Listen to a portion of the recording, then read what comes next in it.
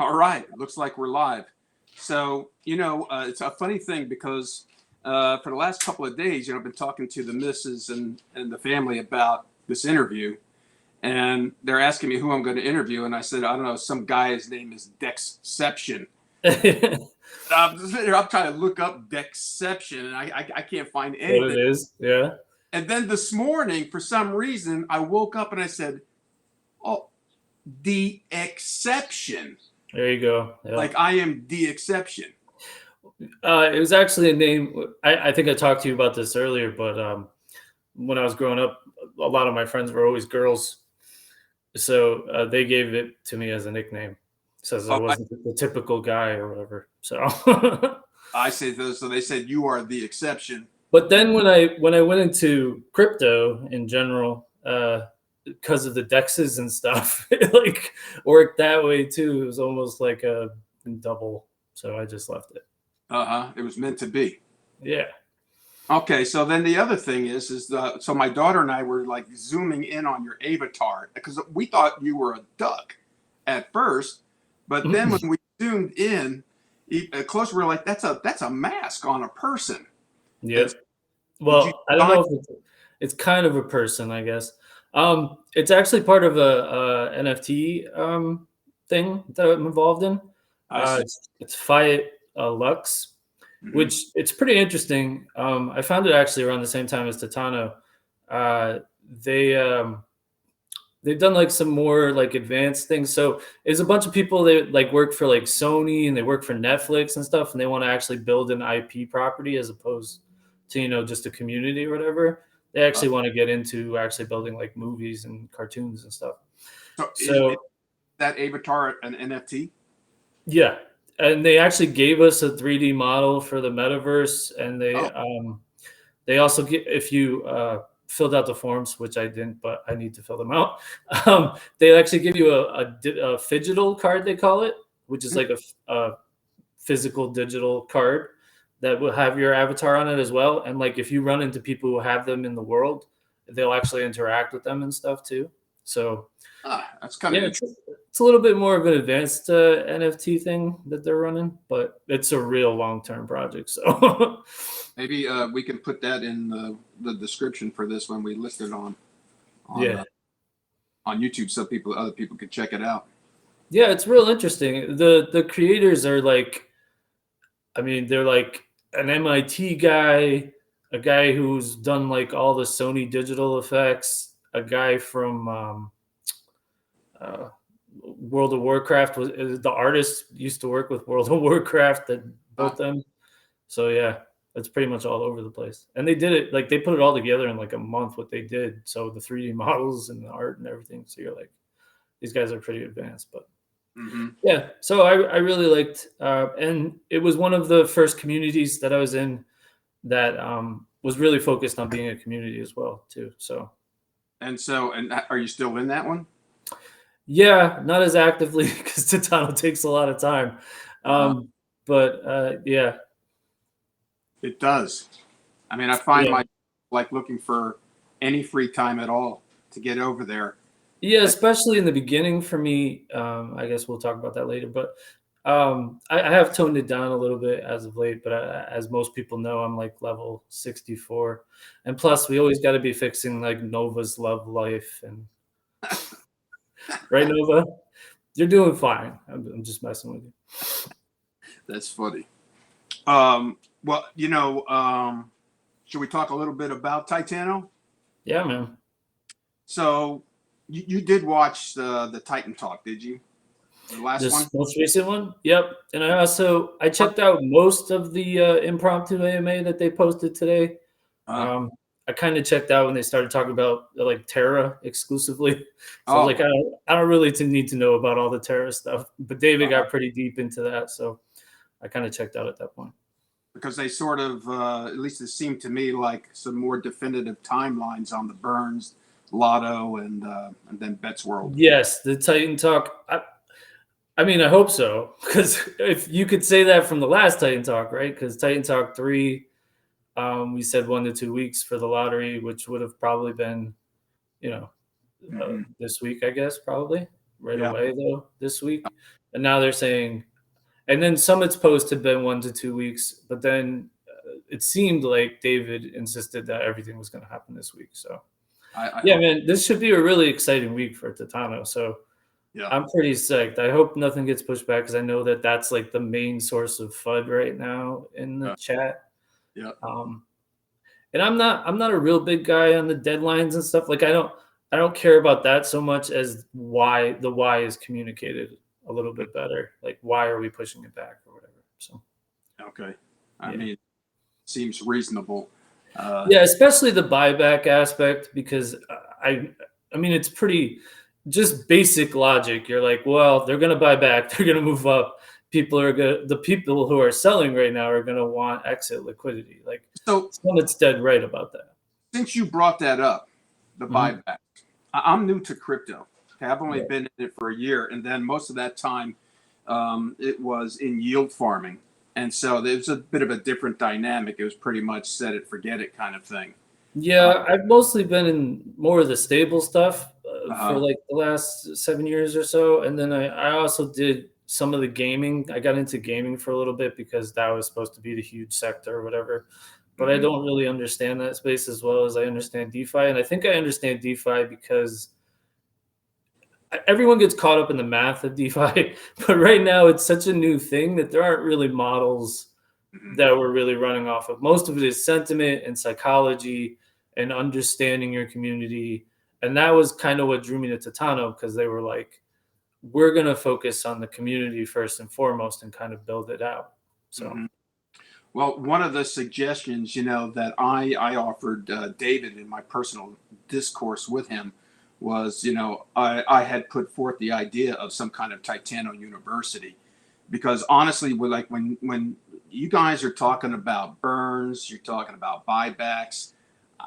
I don't really understand that too well, and I'm guessing that not too many people do because there's not a lot of discussions about it, and it seems to be like a handful of people that know anything at all about it. And I was just curious if you were able to give us like a small demonstration of how that's applicable to Titano. If you talk to us like maybe we're three or four. I mean, I don't want to do the math so much because that's not really my thing. So you probably have better guests to do that. So, but I mean, I think you can pretty much figure it out. The buyback is essentially, well, even if you were the buyback mechanism, if you were buying 500K, clearly the stuff's going to go up or whatever. But they're talking about burning it also from the circulating supply, which is like a double good thing. And Mhm. then the problem is if once you see that price rise, all these people who are already selling, which I don't really understand, selling at 0.0076 doesn't make I'm a whole lot looking of sense to at me. $23. I don't get it. Like I don't understand I mean, even if you're like, hey, I gotta get my money out or whatever, $23, it's Dollars? much it's much better just kind of to lay that on the table to me anyways. Uh, you know, Um sometimes I look at that stuff and I say to myself, I'm like, am I crazy? I mean, I no. got over $100,000 in here, and you know what? I'm not doing that. Well, I always talk about it like um because when I used to ask people about it, they were so hesitant to get into Tisano in general. And I'd Uh, be like, well, look, if I told you that you could give me $300 and it's possible that you could have 300,000 in a year or whatever, yeah. but you may lose that $300 completely. Is that not a deal you would just take immediately? And it's a built thing, which has like, adds to the percentages in your favor. So it's like maybe 55, 60%. It's working fairly well. They've got so many holders at this point. They have some mechanisms, they have a roadmap. That's your lotto ticket. Plus, it's an informed lotto ticket. Plus, it's, an investment that you're probably going to spend on Grubhub for the month. So, like, just take a shot. Um, How did and I you? think I think as this thing has gone further and further, it's been a more informed, idea of what you're getting into, even more so. So, Uh, um, yeah, I don't really understand the hey, let me uh, drop 100,000 of my tokens for I don't know what do they get now, like $600 or something like uh, that. And I'm like, yeah, I don't know good. what you're doing, man. But if this thing goes down below a penny, I'll be buying some more. Yeah. Yeah. No, it's I also try to talk to people, like I've put it a few times in the Discord. Like my ATH was at 0.18, Mhm. but if you I've probably made a couple small, I would say like maybe $500 more since then I've put in, which isn't a ton. And they were probably on the higher end of the spectrum. So like I didn't get a ton of tokens for that time. But at this point, it would have to be, like 5.5, 6 cents for me to have higher than my ATH was at 0.18. So like we're hoping for 2 to 5 cents now. We're not hoping for, like a billion. We're not trying to get to like 40 cents right away. I'd be happy, So very and happy. you don't want to get to 40 cents right away, because you see, if you go up, I don't know, like 0.02 or whatever now, people will sell all their stuff. And you're like, well, you got to go slow, you got to build it. But I think a lot of the stuff that's coming out this next week, I've found important for different reasons than other people. I think that the lottery is important Yeah. because it's the first thing that kind of reaches an external audience and not just an internal audience. We're not just appealing to Titano people, we're appealing to the entire crypto market. And they've also talked about how that's going to help them into the Asian market, but also it gives Titano something specifically to market, which I don't think it's had to this point, that goes to external.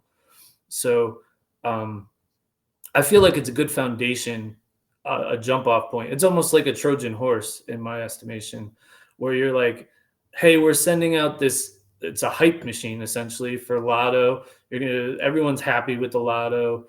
You're gonna make money until someone else wins. Then you're like, why isn't there 100 winners? But it's like play. But essentially, I think the Lotto has good sentiment in general, so it's a good sentiment thing. But it's also something you can specifically market to an external audience. And for now, like Titano internal ecosystem has been holding up all its holders by itself. And it's important that we get to those externals.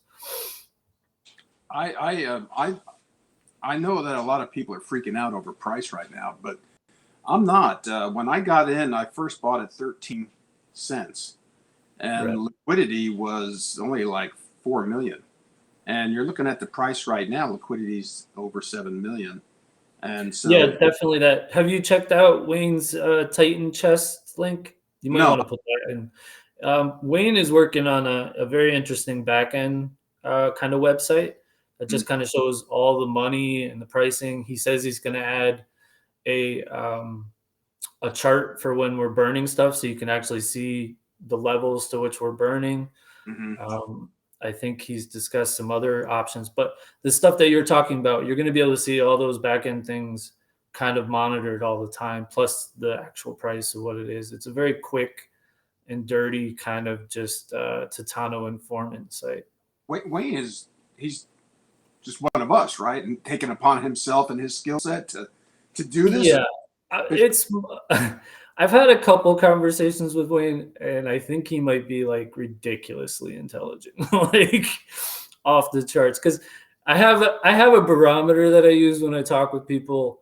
Like, a lot of people are good at specific things, but when you're talking to someone and they hit like 4 points that are outside what you would think they would know about, like I think he hit a philosophy quote, and then he dropped an English idea on me, and then he dropped science, and then he talked about his bots, and I was like, okay, you're a little bit more advanced than you're letting on.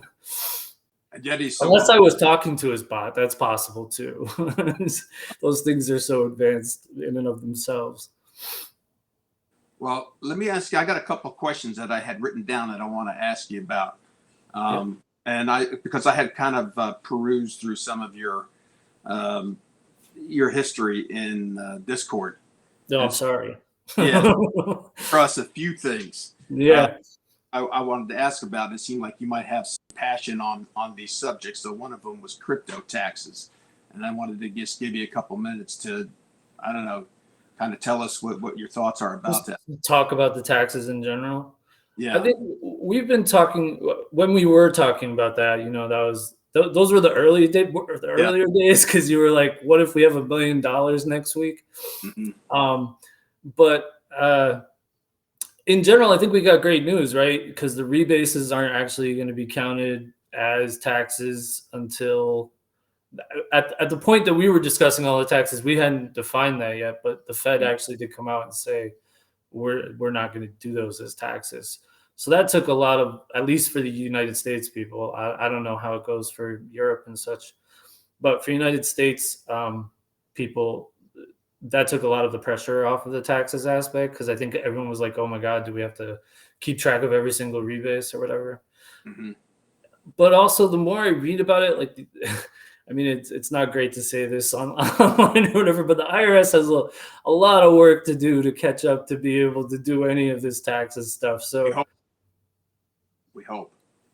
it's not a hope. Like when you see those movies, you know, and it's like two IRS agents in an office or whatever. I think that's kind of how they're approaching crypto. Crypto, I think they're going to focus real heavy on Bitcoin and Ethereum and, you know, the big ones or whatever. But Mhm. I don't. They're just not going to be able to get to all these like small altcoins or whatever and do So it properly. you think that crypto took them by surprise, governments? Yeah, I do. I don't think they had any hope that these things would compete with them on any level. Let me ask you this, because my wife and I talk about this too. Like I told you, we've only been in for about a year now. Of Mhm. course, I had heard in the previous years of Bitcoin, but I never took it seriously myself. I'm not even enough to read an article, and I probably missed out on millions of dollars, quite possibly. Because if I was in the same mindset then that I am today, I definitely would have bought a lot of it. And Yeah, yeah. so, Well, but I mean, would you have? Because it wasn't like everyone was like, "Oh, Bitcoin is the next thing" or whatever. People who are in Bitcoin, they were doing the same thing that we have to do with Titano. They were convincing people, this is a good idea or whatever. It was more that same sentiment that we're trying to establish now. I think Um, I didn't have that sense that this kind of freedom break was happening. That's the thing. So the way I see it today, man, that this is like our liberation at hand. the decentralized aspect really draws you in. Exactly. I, I mean, that's a double-edged sword, though, right? Because we're dealing with so much like scams and rug Hmm. pulls and everything else everywhere else. But you know what? Especially with Terra. Terra is like we lost so many billions that like eventually the regulations are coming. You can't like the government's gonna figure it out eventually. I think. I don't know how deep they're gonna get regulation wise because it's so hard, right? Because we're all like anonymous wallets, most of us, and then you have multiple governments that would have to coordinate and to be able to do it properly. So it's a real endeavor, but you can bet that if the United States and other countries are going to take time to do anything else, it will be to either take over crypto or fight it with their fiat. So David has talked a couple times about utility and using Titano for just paying for your electric bill, buying groceries, eventually. And I think that that's where the real key is, because if you don't need the bank, if you don't need the central banks, and enough people come online with crypto, it's possible to pay for these things in crypto. We don't need the banks, and I think yeah.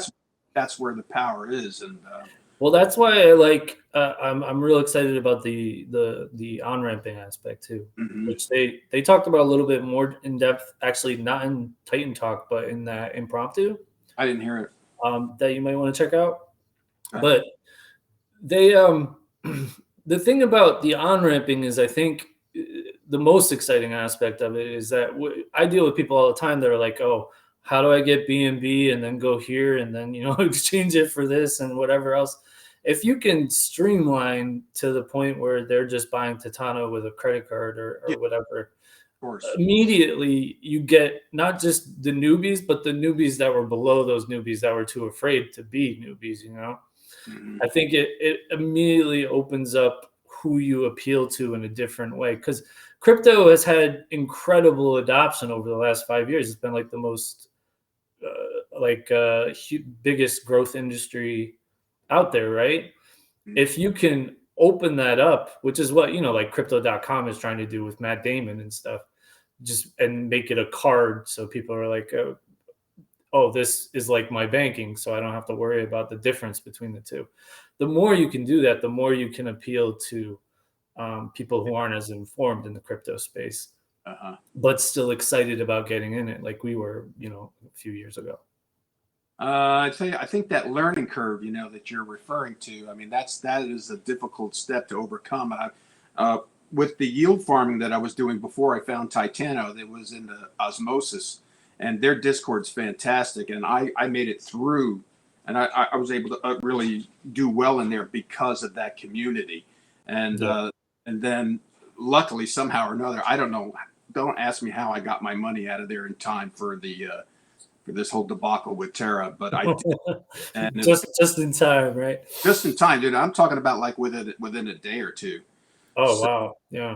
Lost that. So I got real lucky. But the second community that I've really come to like tremendously is this Titano one, and with all the different channels, and there's so many active participants. I don't know, was there like 40,000 people in this Discord? They say there's about 40,000 in the Discord, and it's been pretty constant since V2, but that thing could explode if we start bringing in new users. I was there in the early days, but I was there primarily. Actually, we can get to that when we talk about. I think you have a Discord question on my behavior in the Discord. I can cover it in that, but yeah, we have about 40K. They say that they have signed up for the Discord. I think it's been a little bit down as far as activity lately. But like, what are you going to say, right? Most people are like, I don't want to look at it, or they want to just like scream about it. So there's not a lot of like just general discussion. Mm-hmm. Well, since you brought it up, brother, yeah, I had is what I've noticed is I'm like, this guy, man, they either love this guy or they hate this guy. Yeah, it's a bit of bipolar. Yeah, that's fine. I've seen you come out pretty strong on people who seem to be wanting to start trouble. Okay, so yeah, I was gonna basically summarize. So do you want to be called A-Tubs or Tony or? Hey, yo, Tony. All right, I'll go with Tony. Tony Titano. So Tony sends me a invitation, and the invitation basically says, "Look, I see that you're pretty passionate about this place." I'm paraphrasing, obviously, but and I think you're doing a lot of good here, and you're bringing people together, and you have a lot of people that support you, and you also have a lot of people that are detractors. And I was like, yeah, that's fair. My thing is, first of all, I explain my philosophy as much as I can when I'm interacting in a Discord. To me, the most important thing in a Discord or any community that's like chat related is the idea of meritocracy. But that's like a big word. The real thing is, replacing bad ideas with good ideas and good ideas with better ideas. It's a growth mindset, and that should be like at the forefront of a Discord, in my opinion. And I think in the times we live now, we have a lot of people that are like, I'm allowed to state my opinion, and I'm entitled to it, and First Amendment rights, and whatever else. And I'm like, cool. But you're posting in a public forum, and that doesn't guarantee that you don't have consequences related to the things that you want to say. And not all opinions are good. And I think it's important that certain opinions, as long as they're being attacked from a factually supportive position, should be eliminated in favor of better ones.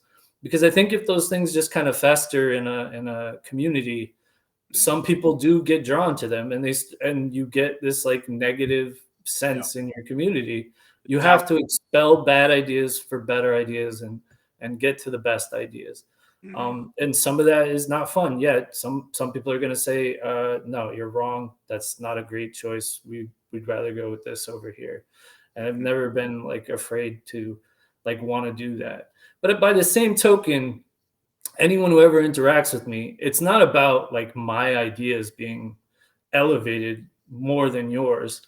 it's about finding the best ideas all the time. And like, for example, with this pancake swap thing that happened, where we decided to help Pancake out, or we decided to put some liquidity in Pancake to help Titano out. That was I don't know what his name is, but it's like /S6, I think. Like came up with the idea or presented an idea, and me and this other guy who I can't remember, and I feel really bad about it. We just kind of worked with him and we formulated, how can we make this as accessible to the devs as possible? Because from what I've found, the devs don't like to impose anything. They don't like to alter too much. It's got to kind of fit with their roadmap as well. So what we did was we made it as simple as possible to accept. But even though that was partially my idea, like and this kind of speaks to the kind of stuff you want to do as far as morale. I was like, I went to David after and I was like, hey, can we do something for S? Because I think it would be a great, sign for the community. Like if you just like gave him like a little bounty or something, you could show that his suggestions are really being accepted from the Titano community, that you can make a difference almost immediately, that those kind of things exist, Mm-hmm. But I didn't want anything. I just wanted S to be raised up. And that's kind of the point of like my whole Discord. Like if I talk to you and you have a good idea, I just want to get your idea to the top. I don't really care if it's my idea or whatever else, which is why I was so intrigued by the group that I'm sure we'll talk about later. And yeah, so in general, and also I want to say, because I think people are really generous to all these people that come in with FUD or semi-FUD or whatever. I think it's not nearly as what's the best word for this? They don't deserve the benefit of the doubt a lot of times.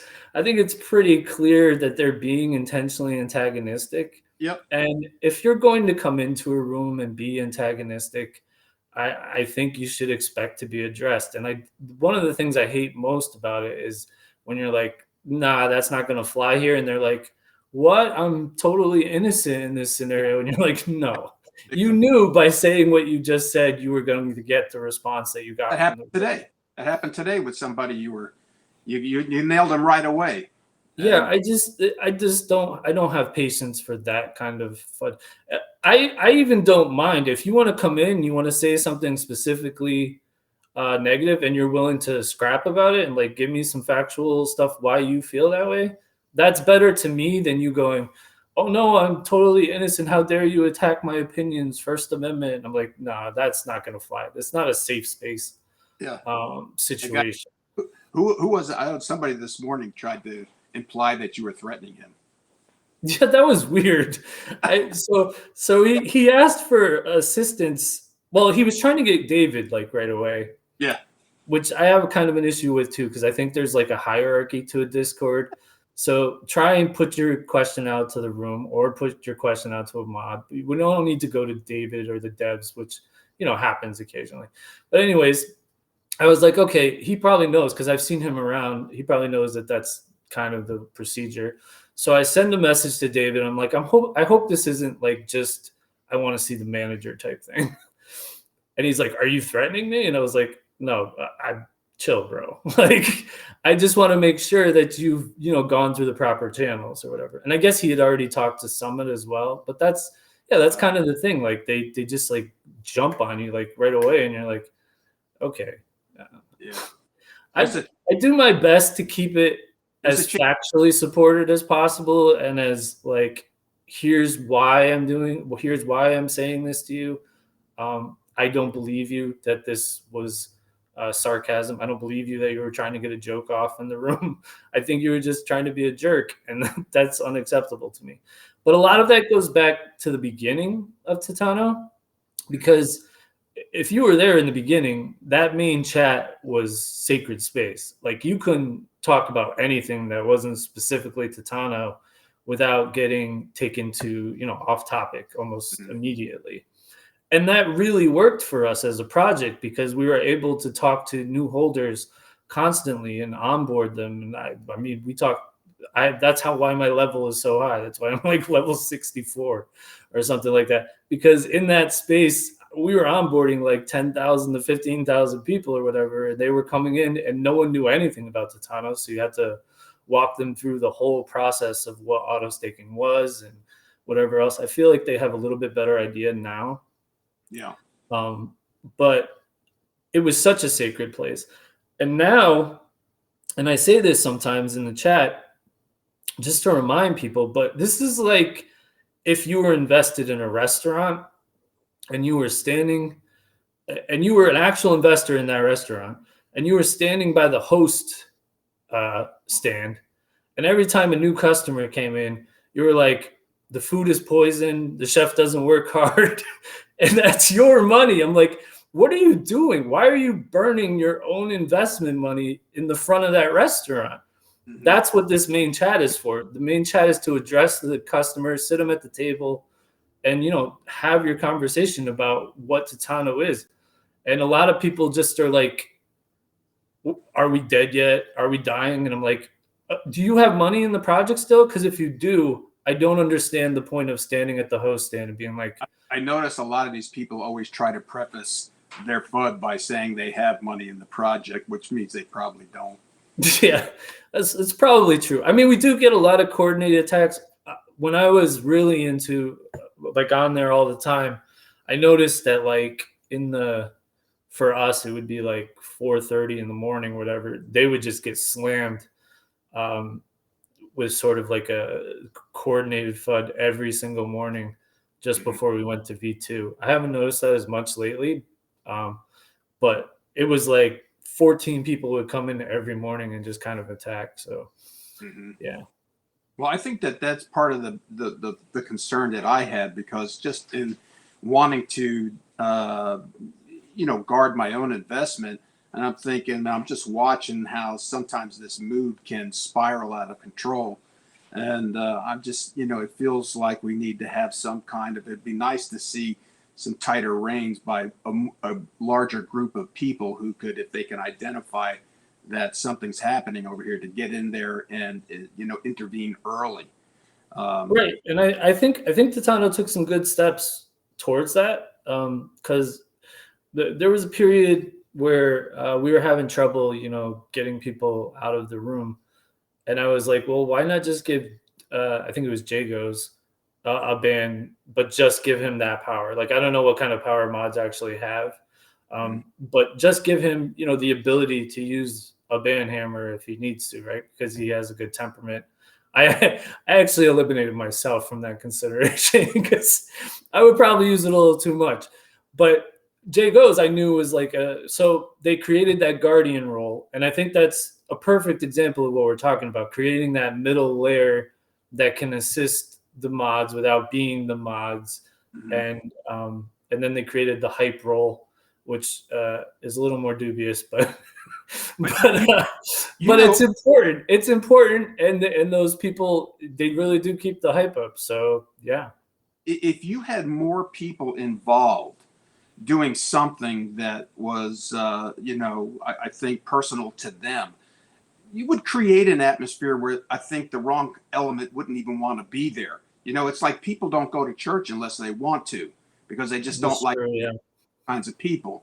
And so, my idea is like, what, I'm going to do something in here that I want to do to try and bring the mood to a better place and get people involved who wouldn't otherwise get involved, and hope that would inspire other people to come up with their own plan, so that there's a lot of activity happening in there. And I think that if you had, it's like, if you had enough people who were positive with what they're doing, understood what they were doing, purposeful with what they were doing, then there's going to be an atmosphere that has taken place that somebody's not going to come in there and feel like they even have an opportunity to try to bring it down, because it's teeming with life. Does that make sense to you? Yep. No, that's exactly. Obviously, what you've done with the contest has been super useful, and I think really bonding. I think I think we're getting mostly the same people who are positive at this point, Mm. and we're establishing, I would say like a 300 deep, like usually positive about Titano group, Mm. and then the rest we tend to be fighting. Mhm. But yeah, I mean, first off, hats off to you for all these contests and stuff. One of the first people who introduced, just like well, actually, they introduced some smaller contests in the very beginning. They used to do like little trivia contests and stuff that the mods Uh, would sponsor themselves. uh, Um, Summit and Wayne did a couple of those, and right. then I don't know how to say his name, so I always just call him ULF or Ulf or whatever his name is. He actually is responsible for those whale charts. That Uh, was a contest that we did, and Nova actually won that contest. Um, so there were what hap- smaller contests, and then we were trying to put a contest together around the time that things were not going so well with the V2 with Jagos, and we were told um, that they were going to plan a more of a formal one Mhm. for thing, but like I don't know what happened to it, or obviously there's a lot that they have to deal with.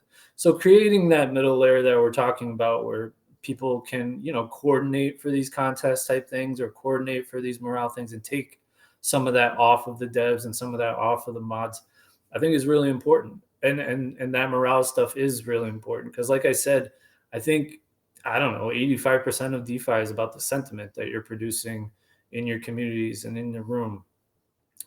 And when, What, and when we used to talk about Titano in the early days, it was about like, look, you're going to change, so many people's lives that they're going to be loyal in a way where you can use that community in a way that, most brands can't. Like, you're going to have real deep kind of loyalty as a result. well, So, that's yeah. the only kind I'm interested in doing. Yeah, yeah. I, That's a driving force in Titano. So exactly. So I feel, my whole purpose and the reason for the YouTube channel, the reason for the giveaways is to try and create an atmosphere where more people will come forward and say, hey, you know what, if this guy can do it, so can I, you yep, know? And it's not, yep, I have no idea what I'm doing. I'm just a regular guy. I run a business. I got a family. I'm pretty busy. I have a little bit of time to carve out, and I want to do that to help protect my investment, your investment, everybody's. But this channel, my high hopes for this is that we just get enough of the community in here where we can start brainstorming and say, hey, look, what can you do? Kind of like the whole, don't ask your country what it can do for you. What can you do for your country? yeah, yeah, exactly like that. No, you're promoting a sense of volunteerism, which Yeah, is it's always it's always useful in any sort of community where you're like, hey, I'm gonna take the reins and do something here, and then you guys can follow behind me and let's get something going. I think a I lot. I think that's very important. I think that's vital, but I also think like the devs and the mods and such need to feed that a little bit more. I don't. They're always talking about the community Mhm. and such, but I'd like them to actually, what I don't want to say like actual. I want them to actualize the community a little bit more. Like, Well, yes, we want these things to be we can established. help along in that way.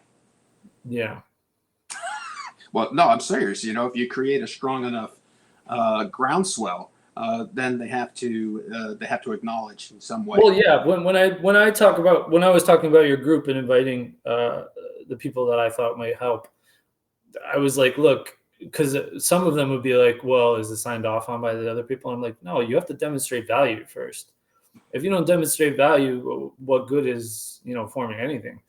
So no, we would have to prove ourselves on some level before I would expect any kind of um, Yeah. And acknowledgement from I'll the tell higher ups. you, too, I'm not interested in like bitch sessions. That's not what it's about for me. The devs and David, those guys got a job to do, and I'd rather have them do their jobs and we do our jobs. That's the whole thing. It's like what can Right. we to fill the void? Because there's other things. So I don't want to get into, well, I wish they would be doing this. I wish they would do that. They should do this. They should do that. I don't give a shit about that. You know, what we need to do is say, hey, what can I do? And do something. That's it. It's simple. Yeah. Enough people do it, it's going to look like something. Yeah, when you approached me with the idea, I thought of it on like three layers. I've thought of it on the first layer is the morale and the the hype and the stuff that you're doing with the contest, and just being able to coordinate that a little more and spread it out a little more, because you shouldn't be shouldering the entire contest ecosystem. And then the second layer is, I think we could somewhat formalize suggestions in general, like things that we would suggest for the project could be formalized by a group rather than just one person, and give it a little bit more heft, and also have more perspectives involved in it. And then the third layer, and I think this is on your question list, is some of the reflection aspect of the project. I feel like I work in web development on some level. I have a lot of jobs right now because of COVID, but we recently worked with a lawyer company, right? An educational lawyer company. And one of the things, and they were really up, and like they were rising a lot. They were growing like rapidly. And one of the things that I think were the core tenet of that was their ability to constantly self-evaluate. I felt like they were constantly analyzing their customers. They were constantly doing surveys. They were constantly having higher management give employee evaluations of lower, and lower give employee evaluations of higher. It was just an ecosystem of, having a group that you could speak to and bounce things off of and understand the sentiment and the general consensus of your group, of your community. Mm-hmm. And I think that's important to establish in general. And I think your group could go to that sort of aspect on some level if it was actualized in the way that we would want. Right, and this is really like a clarion call right now. I'm saying, if you're watching this thing and any of this makes sense to you, you need to get involved. Contact us, and let's sit down and have a group discussion like this. I don't know how many people we can get on one of these things, but I don't have an idea of what Tony Titano YouTube channel should be. I'm not trying to be a YouTube star. I don't want to do that. I have my own business that I'm handling. I just simply want to develop a tool that is available. Well, it's coming. When Titano has 1 billion people, you're going to be a YouTube star. So yeah, well, sorry, I've you're never, going to be able to quit. Even with just my hand the business over early to your daughter. We do not do interviews because my business, the star is the honey. I don't want honey. Yeah. I'm just management. That's it. I want. Do you put that story out with your product, or no? The story that you discussed on your first video. No, I don't. It's it's not really out there. No, it's because not. Like a lot of brands, they just use their like origin story. But that's not your thing. Huh? Good honey. That's it. Yeah. Nice, you make good honey. Yeah, exactly. Because that takes care of itself. I already think well enough of myself. I don't need other people to tell me that I'm a great guy. You know what I'm saying? I don't. Yeah, but I mean, your story was highly relatable. Like you're struggling and you find that one thing that you kind of slowly fall in love with, or whatever. It's a good. Well, look.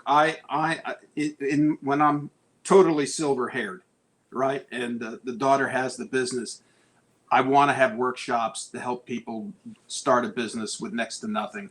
Those kinds of things I want to do, but I don't have to wait that long, because this opportunity is presenting itself right now, right here, where, I see some real potential with this program. I definitely wanted to. Well, yeah, and even if Titano did do what it's supposed to do, you would be able to run those workshops through Titano. So. Oh yeah, I got 1.5 acres right next to me where I need to put an 8,000 square foot building. So if things go well this year, Titano's going to outfit me with a job. I mean, that's the thing. That's all we're all looking for, right? Well, I'll tell you what. I mean, it's I look at DeFi as one of those conceptual um, mechanisms that's been hoarded by the the elite. Okay, up until this point, they used all these same kinds of processes and concepts within their own organizations, and they leveraged other people's money without anybody knowing what in the world is going on with it. Just like you look at the banks like Wells Fargo and all those kinds of people. Yeah, that's interesting. I haven't heard a lot of people make that parallel, but Yeah, and so true this. that, like, yeah, this is how, this is how companies have operated for years. They've just been able to utilize community resource Mhm, for, bigger project. that's right. And And now, they weren't really paying that community back, but this is more about paying the community back, especially Titano, with putting all the money in your pocket and not having a giant treasury and all of that, which was another thing that drew me to it, because you look at all these and they have like 100 million treasury, and you're like, uh, what are you doing for the community? And this was the first one that was like, no, we're not going to hold like 100 mil in our treasury. We're going to give it right back to you and figure out how to make that have value down the road, mhm. which I found interesting. Let me look. I want to look at something here because I want to make sure. It sounds like we could be talking like all freaking day long. Oh, Uh, it's 46 minutes, it says. do you have any time constraints that we have to worry about? Nah, whatever you need to do is fine. All right. So, I had a question. I want to know what. So you touched a little bit. You said you're into like some kind of web development. What is your? Okay, so pre-COVID, well, pre a long time ago, because this will speak to the question that you had me answer for the contest. So originally, I went to school to be a English teacher. No. Um, that was kind of nightmarish. I'm gonna be honest. Politics in schools is just crazy. Parents versus teachers, teachers versus the administration. It was a lot. And my teacher that I was supposed to student teach with had a heart attack, so I winded up taking over a class for like a whole year myself with no experience. So it was super fun. Um, and then during that time, I was dating someone and I needed to make a lot of money quick. So I was like, all right, I'm gonna work two jobs. So I got a job at FedEx and I got a job at a construction office. And I was working them at the same time. FedEx was like a third shift type thing. So I would take a nap in between. Uh-huh. So I work a whole summer, right? Trying to make money, busting my ass every day. End of the summer, I fall asleep on the way back from FedEx, smash into a tree, lose all that money because I have to pay for the car. It's a disaster.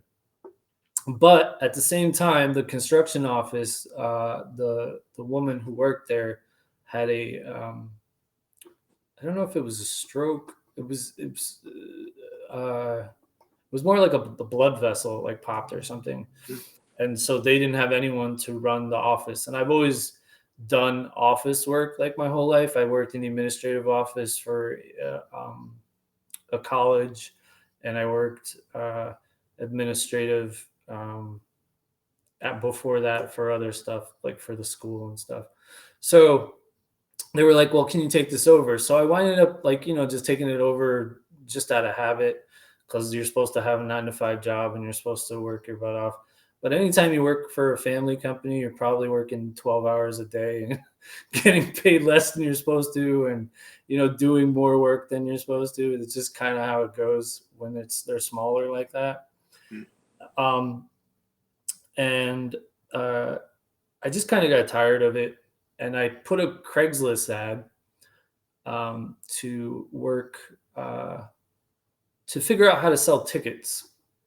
And the person who responded was actually like $1 million ticket seller pre 9/11, but then he went like broke because no one was buying tickets after pre 9/11, and so his inventory, he had to eat all of it, and it kind of his company went under. But he was excited, to get back into it and to teach someone.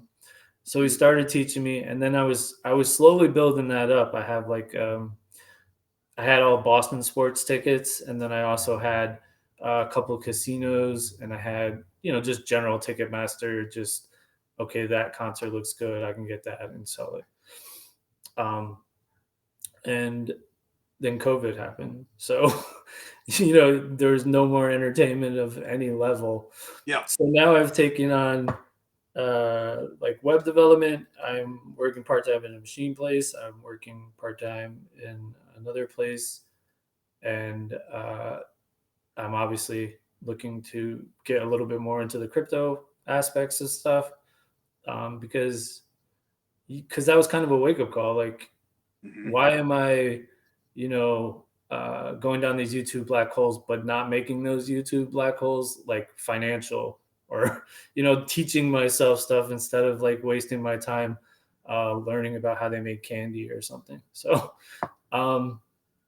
that's kind of like where I was just before I got into Titano. I was like, I want to really focus on the financial and how it's changing and moving. And one of the things that got me was looking at all this NFT stuff, which was just insane, right? Like, people are paying millions of dollars for a PFP, which is dumb. But I have a philosophy, like, a thing can be dumb, but you can still make money off of it, right? Because there's people that are willing to be, dumb. So you have to understand sentiment in general to understand the NFT. But that was already, I could tell, like, on the way down as I was looking at it, and I was more interested in what was happening with the DeFi space. So that's kind of how I got into Titano. I think the biggest trap people can fall into is thinking that only the things that they like and the things that appeal to them are the only things that are marketable. And, Right. that kind of thinking is going to make you broke real fast. Right, because I don't actually believe in NFTs, not as they are now. I believe in the functional aspect. They will be eventually. I think we will use them for like mortgages and stuff, but I don't think PFPs are gonna survive the apocalypse at like $10 million or whatever. Like, you're not, and then that art that you bought is probably not gonna work out for you. It's not gonna be the investment that you think it is. But it's still a sentiment, and part of what I was following was that everything that was being super hyped was sort of like the anti-social aspects of things. So like, we had metaverse, we had NFTs, which are about building like internet communities. It's all like off real world stuff where you can build a community and be anonymous. And that was kind of what I was looking into when I was looking into Titano. And then I came across, I guess I'm just going to say Jesse, because I don't need to call him Voldemort. I think Jesse did a lot that was good for the project. I haven't liked how he's handled stuff post the project. I think he's been pretty ungrateful, and I called him out on his thing on his YouTube page. Because I had actually written a thing where I was like, guys, we need to understand that Jesse, he did a lot for this project. But a lot, people don't really understand that first Jesse video, and I always bring this up when we were like getting evaluated by another YouTuber, or someone writes a criticism, and like, well, what'd they say? Oh my God, they said that. I'm like, if people watch that first Jesse video, Jesse's like, hey, I made $70,000 in Titano, and then I lost 40,000 after one AMA, and I'm down to 30,000. I don't feel that great about it, and I'm still gonna leave my money in. But yeah, I lost $40,000 because they messed up an AMA, and that was the whole of the video essentially, if you summarized it. And I always tell people that's not like a positive video. Like, he's saying I made a bunch of money and then I lost it, and you need to understand when people talk like that. Like Jordan Bell, the Wall Street guy, did the same thing. He was like, you could make a fortune here or you could lose it all. But I tend to think that Titano is going to bounce back. We need to understand that people have selective hearing when they get this stuff. Like, it's pretty hard to give a negative review of Titano, because Titano's already created money for some people, right? Yeah. So all people are going to hear is it's created money for people. They can add that stuff on the end, like you could lose it all, or you could or I did lose a bunch here or whatever. But as soon as they say, hey, I made $100,000 or I made $70,000, that's all people hear when it comes to those reviews. It's Like, it's all possible that something could do this. it's always the money at first anyway. That's what draws you in. That's why I started my own business. But the real goods, come later. You don't really necessarily see that. Like the community, the types of people you start to do business with, the concepts that you learn, the people that you come into contact with. So, it's natural in my mind that money attracts you in the beginning. But I think that if a project is a good project, whether it be your own business or something like Titano, it's going to offer you something that you didn't expect, and it can really turn into something special. Right. And what you're speaking to, like, okay, so I watched the Jesse video and I came to the Titano Discord, but I doubt I would have invested in Titano unless I had talked to Summit and Wayne that day. Uh, And I was like, oh, this is a legit thing and these are good people. And I almost immediately invested from there in actually helping new holders understand why it was a good thing and why we believed in the project. Like, they're the ones that generated, that community sentiment almost instantaneously. but look, everybody's looking for some kind of fulfillment, and it's interesting that this happening right here, right now, because you wrote in your winning response that fulfillment was an elusive ideal, and that kind of like struck me as being really poignant, and I wanted to make sure that I gave you a larger stage to kind of flesh that out a little bit, because I think that a lot of people maybe don't spend a lot of time thinking about this, but it certainly is ever present in their life. And this, what you just said, fulfillment, this ideal, is it being, is there being light shining in this area? Are you getting traction in this area, or is it something that's dragging you down a deep hole? Yeah. Well, first and foremost, I like to separate the ideas of happiness and fulfillment. I think for the most part, we can will ourselves to happy. We can make happiness what we want it to be. I always talk about when I have a partner, if we can be happy, just watching TV on a couch, like, we can probably make the rest of the relationship work.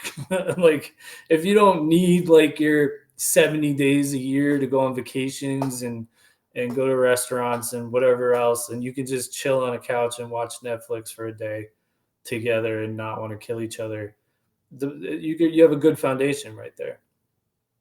But fulfillment, and I don't think enough people focus on fulfillment because we're such an instant gratification, um, society in general. We just want instantaneous everything.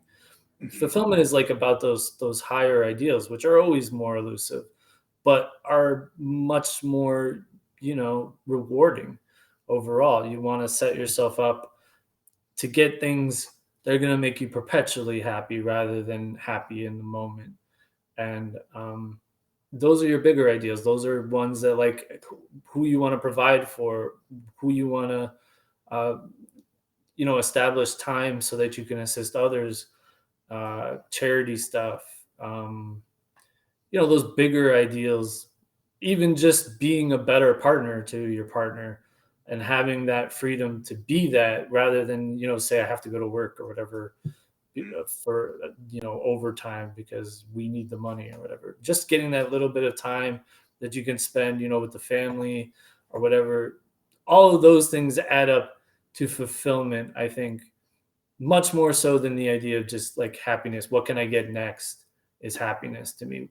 What can sustain me is fulfillment, I think. And in my personal story, I talked about how, like,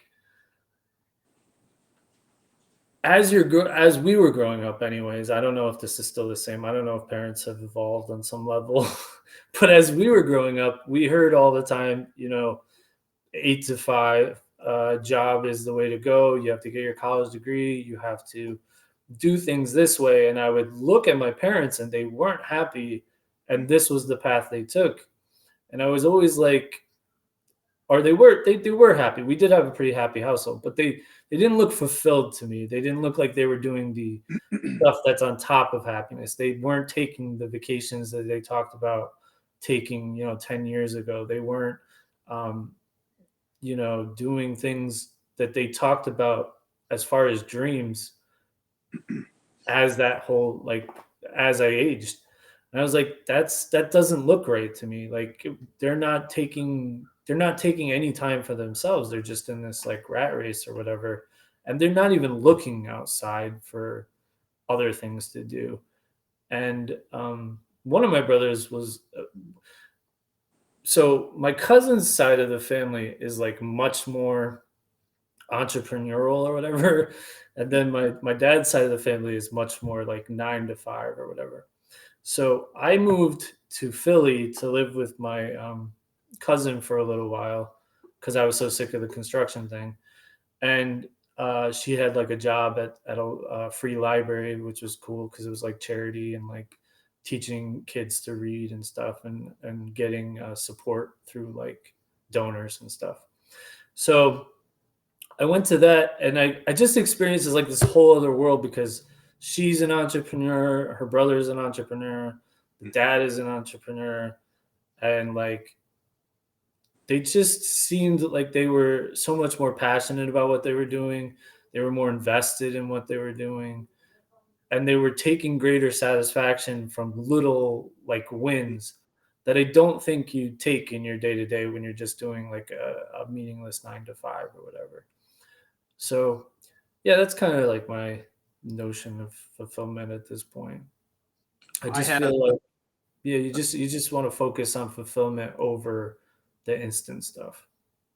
Well, it happens over time sometimes, I think. Like for me, I've been in business for 13 years.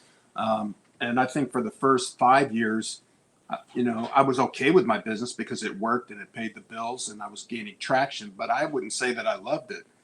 But one day, and I can't tell you what was different about this day or that day, but I walked into my shop and for some reason I just looked around and I saw all of the thousands of decisions that I had made, and I literally dropped to my knees. And that day I fell in love with my business. And so I do think that some of the things that you mentioned there speak to me very personally. The entrepreneurial spirit is something that I gravitate very heavily towards, and because I look at it as a liberator. I never graduated high school. I never had any specialized training in anything, no formal education, and so really my prospects were pretty bleak. But what I've learned is that entrepreneurial spirit can take you way beyond any kind of institutionalized thinking. And so, the entrepreneurial spirit is taking somebody and saying, hey, listen, I'm going to show you how to take total charge of your life. And you're going to be responsible for the good stuff. You're going to be responsible for the bad. And it's all on you. And, some of the stuff that you think is bad, really not so bad, because you need to feel a little bit of pain so that you don't keep walking in the same direction. You know what I'm saying? Yeah, I always say that the entrepreneurial side demands an education. Like it demands that you continue to educate yourself as you go. Absolutely. Whereas the other side is like, I already got the education and I'm coming in and I'm going to do, my professional genius work. But when you're the entrepreneur, it feels like you're learning like constantly every single day. And that's a rewarding idea to me because growth mindset is like one of the hallmarks of what I think makes a thing work, whether it's a relationship or whether it's a community or whether it's a project in general.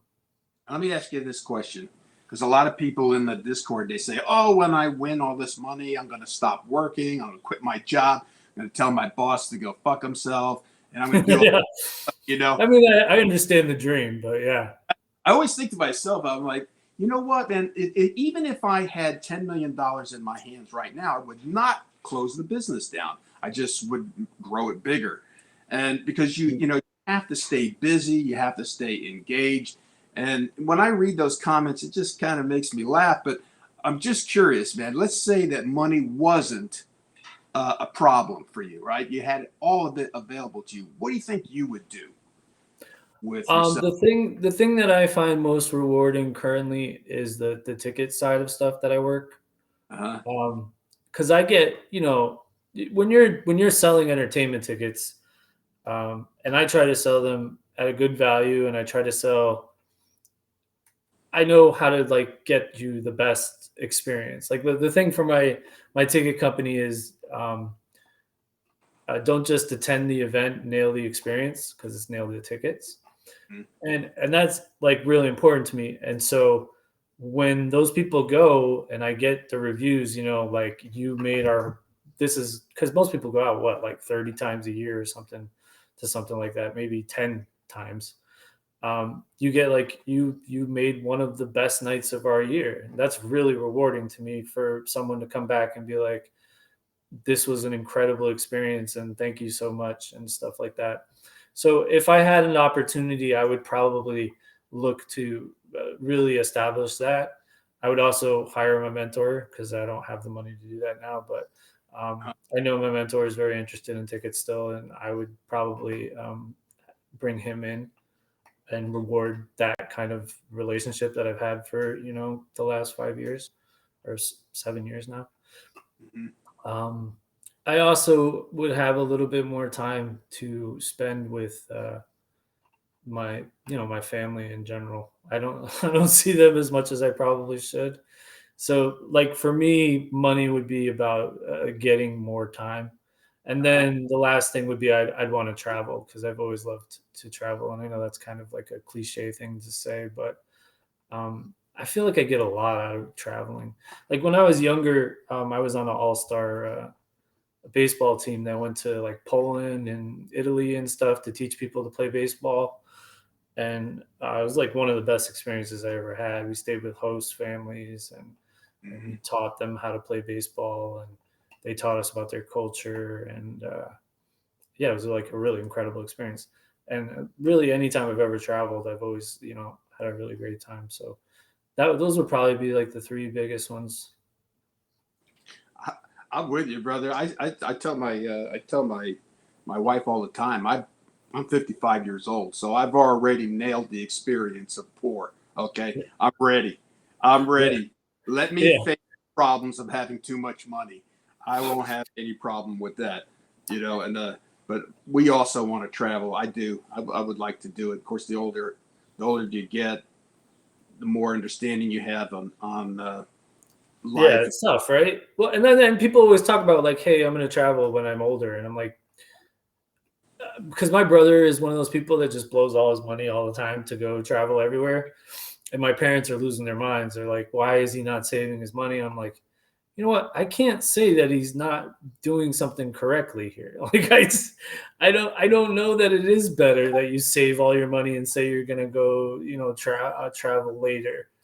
Like the experiences that he's been on, like he had a trip where he just met someone and they were like, hey, want to go on a boat, and they winded up in Cuba. So like he's living a life that like my parents never lived and probably dream of living, and they're scolding him for it. And I'm like, I don't know if you can like condemn everything he's doing, because those are your dreams that he's living.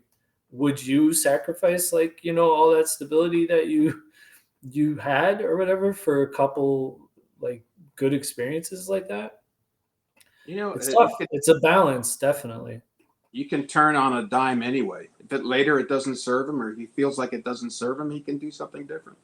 Right, and that's the other thing. Like yeah, everyone's the fact that you're stable now doesn't mean you might not be stable. You're going to be stable later either, with this economy and like just the way that things go. Like you people lost their entire retirement in stocks recently, so like you know you gotta balance that stuff. I think I was a little too far to the safe end Hmm. um early on, and now I'm more like, no, you gotta experience some stuff, and you gotta go out there and make sure that you're taking advantage of the time that you have. It's good to experience it all, in my opinion. It's educating too. Like you learn stuff. Like my cousin went to a third world country to do one of those mission trips recently, and like she was someone that would complain like all the time or whatever. And I was like, you need to, scale back the negativity all the time. You got to Yeah. try to be more optimistic. And none of that stuff ever registered for her. But she went to that country for 3 months or whatever. And she came back and she's like, oh, yeah, now I get it. Now I'm going to be more positive. And it literally did translate. Like, she doesn't complain as much as she did. And she started a gratitudes journal, and she writes what she's grateful for every day or whatever. And it's really changed the perspective towards how she's living her day to day. And I don't think people get how important those kinds of trips are Uh, as far as like changing you. you know, when I went to boot camp, I remember thinking while I was in boot camp, Yeah, I, which was a crazy story, by the way. you know, Like, what? I'm like, I'm 35 years old, and I'm in boot camp. You Yeah, know, I know, because I tuned into that first video and I was like, because I'm like, well, you got to know who you're going to like interview with or whatever, and we were trying to do it super quick at the time. uh-huh. And so I watched that first video. I'm like, what? 35 on a whim? They I called don't me. think I would do that. No way. They I mean, called, I'm not the most. Yeah, no, definitely but not. so we're going through boot camp. It's 3 months. Hmm. And somewhere in the middle of all that, I just said to myself, man, I'm never going to complain about anything because I've never had somebody in my life just shut me down and tell me to shut up. And I don't really give a fuck what you're thinking or how you see the world or what your opinion is. You're doing things our way. And it was a real culture shock. Yeah, For, that's how I handle Discord. No, I'm yeah. just kidding. But That's the not my. thing is, like, I thought I really had some kind of deep understanding about just how well I had it until I went to Iraq. Yeah. Once I spent 15 months in Iraq, that was it, man. That was the real eye opener. So it's kind of like what you say, man. You don't really realize the standard of living that we have today here is it's just like uh, miles, light years ahead of what some other people are Yeah, experiencing. people just don't get it. Like in all aspects too, like rights, the things that we have, like everyone wants to bash the United States all the time. I, like you don't understand. You just don't understand what it's like in other places, and you don't understand how far we've come too. And we're a super young country too. So It like, takes a lot of time to move a yeah, lot of people in the same in any kind of direction. So yeah, exactly. change your life. You can change your life on the dime, and within a lifetime, you can go from having nothing to having everything in the world. But if you try to drag the rest of the world with you, forget it. It's not going to happen. It takes Yeah, it's tough. years. So let me ask you one more question before we end this thing over here, okay? Mhm. Because and I could see probably maybe a lot of people say, man, you guys talk too much about personal stuff, but I'm not here to talk about Titano 100% of the time. That's not my interest. My interest is here for all of us to get to know each other. Yes, talk about Titano and those kinds of things. Some people, some guests that we're going to have on here, obviously, will probably do more Titano talk. Like if Summit, he wants to come in here. And so, of course, we're probably going to be talking a lot of Titano with him. But um, just to bring it back to Titano, just for the closing remarks, I'm just interested in your thoughts on, hey, is this thing, when you think about the sustainability of Titano, do you think it's going to be here in a year? You think 2 years, 4, 5? I mean, what are your thoughts on this? I mean, I think first and foremost, you kind of have to start with the devs said right from the start they wanted 4 years of rebases, so they had to have had some plan initially that accounted for that 4 years. That isn't like absurd, like we have to make a million utilities or whatever to be. So I think for the most part, like Piccolo recently put that message and thing about inflation and stuff.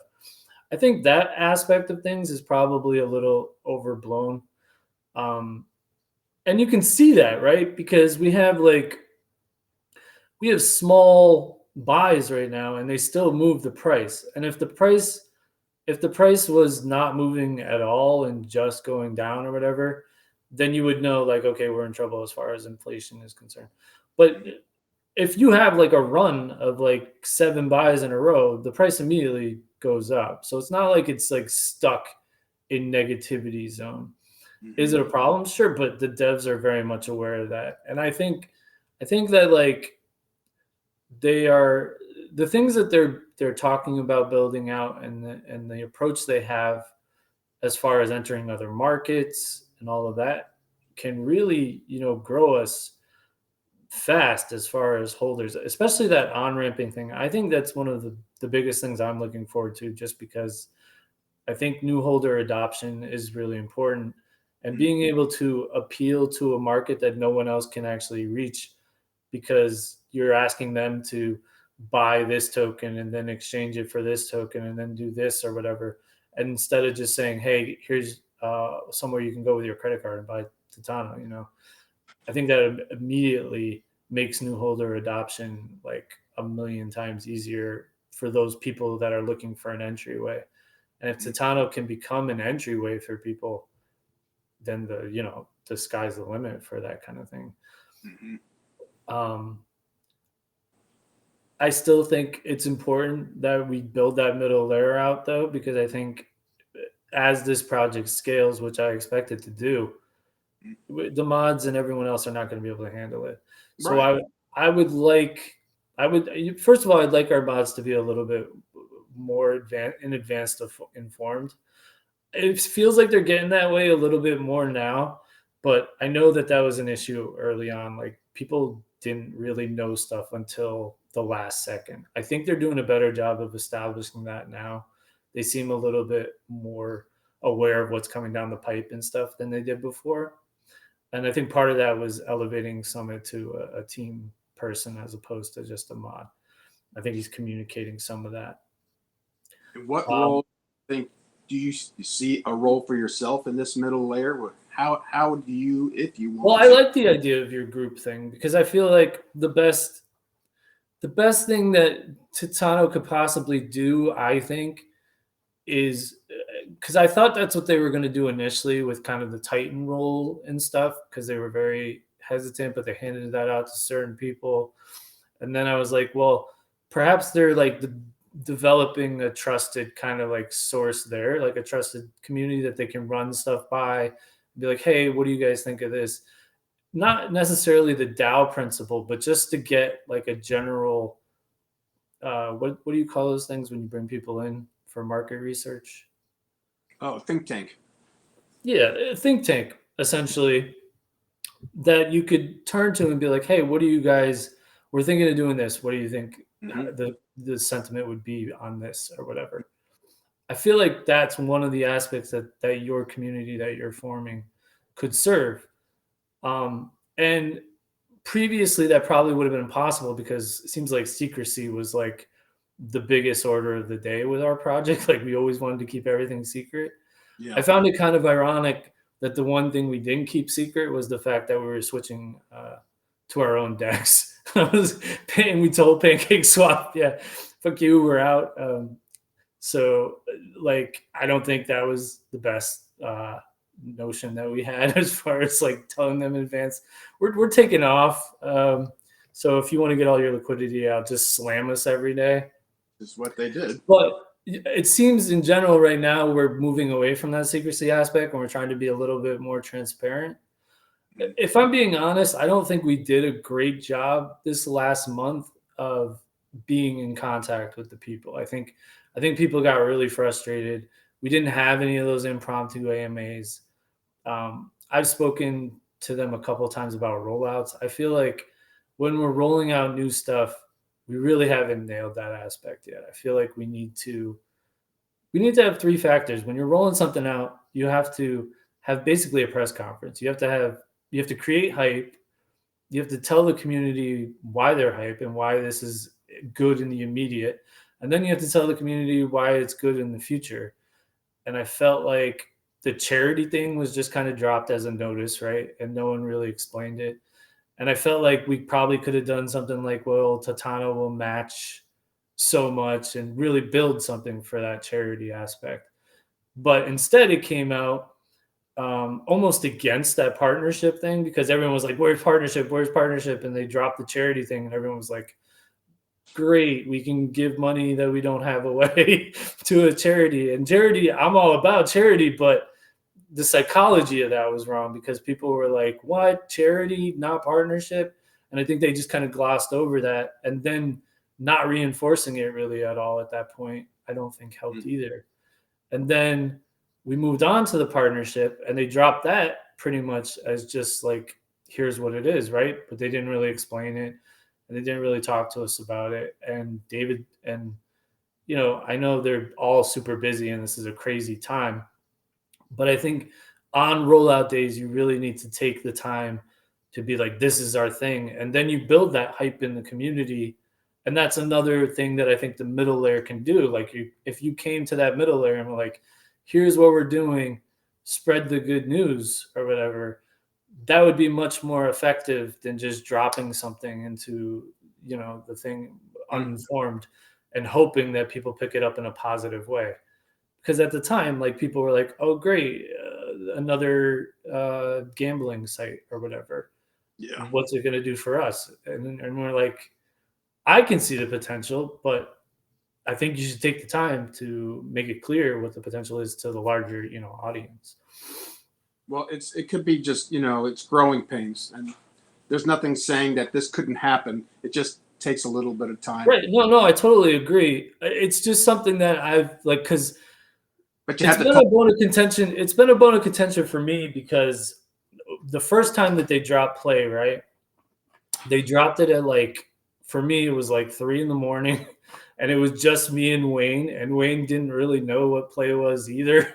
And we were just kind of figuring out You're talking how about the to first. yeah, the first time ever they dropped play. We were just figuring it out on the fly, like, and we had like more users than we'd ever had, in that like 3 hour span, because they were all excited that play had hit. And ever since then, I've been like, guys, we need to inform the mods so they can answer questions. We need to create a sort of press conference, mini AMA thing around any drop that really informs the community and gets them excited about the next thing that we're dropping. Or like, those things just get skipped over. Like, you can't just do a written announcement. You got to really dig in. And I'm hoping they readdress that when they drop it on the actual site this week. Like they said, like, how Titano is going to actually have the bet swirl thing kind of embedded on our site now. I'm hoping they readdress it in that way, and just kind of get behind it and create hype and make us understand what's coming, what's possible with this thing, and what it's doing.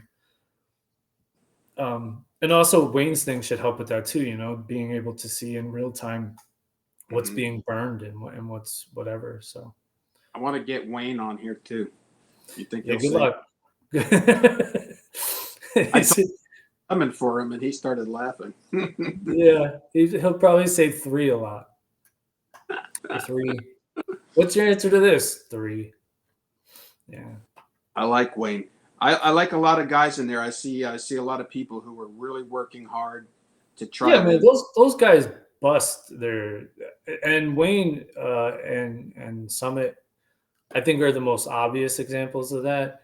But we had guys like, I haven't seen Thaddeus in a while, but Thaddeus really killed himself, like, modding for like probably 2 months straight, where he was just keeping everyone in off topic and keeping that main chat clean and keeping new holders coming in and learning. And that's a big, like, that was a big, like, he was a big gatekeeper type person to keeping that main chat about as clean as you possibly could, during a crucial time for Titano.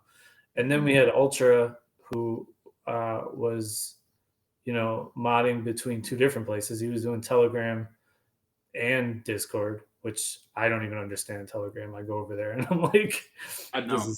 this is crazy. I'm out of this Telegram thing. But Ultra, yeah, he could navigate both, and he was kind of the picklist, going back and forth. And I think he got into another project or whatever. But I also think some of that was just like he had the same kind of concept as we do. Like he wanted to have a middle layer and be able to scale as we went up. And he was running into some pushback on that. Well, So like I feel like that's something we need to demonstrate value, but then we need to be empowered by the project as well once we demonstrate that value. mhm. But I never ask for something in advance. I always feel like you have to demonstrate why you're useful to the project before you I'm ask all for for that. anything. Yeah. So do you have any idea what you want to do with your group or? Well, I simply want to put together a group of people that thinks they can do something. Um, I don't have to be the ringleader. I'm already the ringleader in my own little world. I Yeah. just, I just want to be a catalyst. I think there are much smarter, better equipped people to do a lot of the things that need to be done. I'm not necessarily the right person for one or all positions that need filling. I just simply want to put together the environment that says, okay, hey, let's look at this thing and see about putting it together. I don't have to be in charge. I don't got to make decisions. I don't have to be the guy. I want to be involved. I want to have a voice. But, as I say, I think there's people already in the Discord who do a fantastic job. And I think they should be front and center on a lot of this stuff.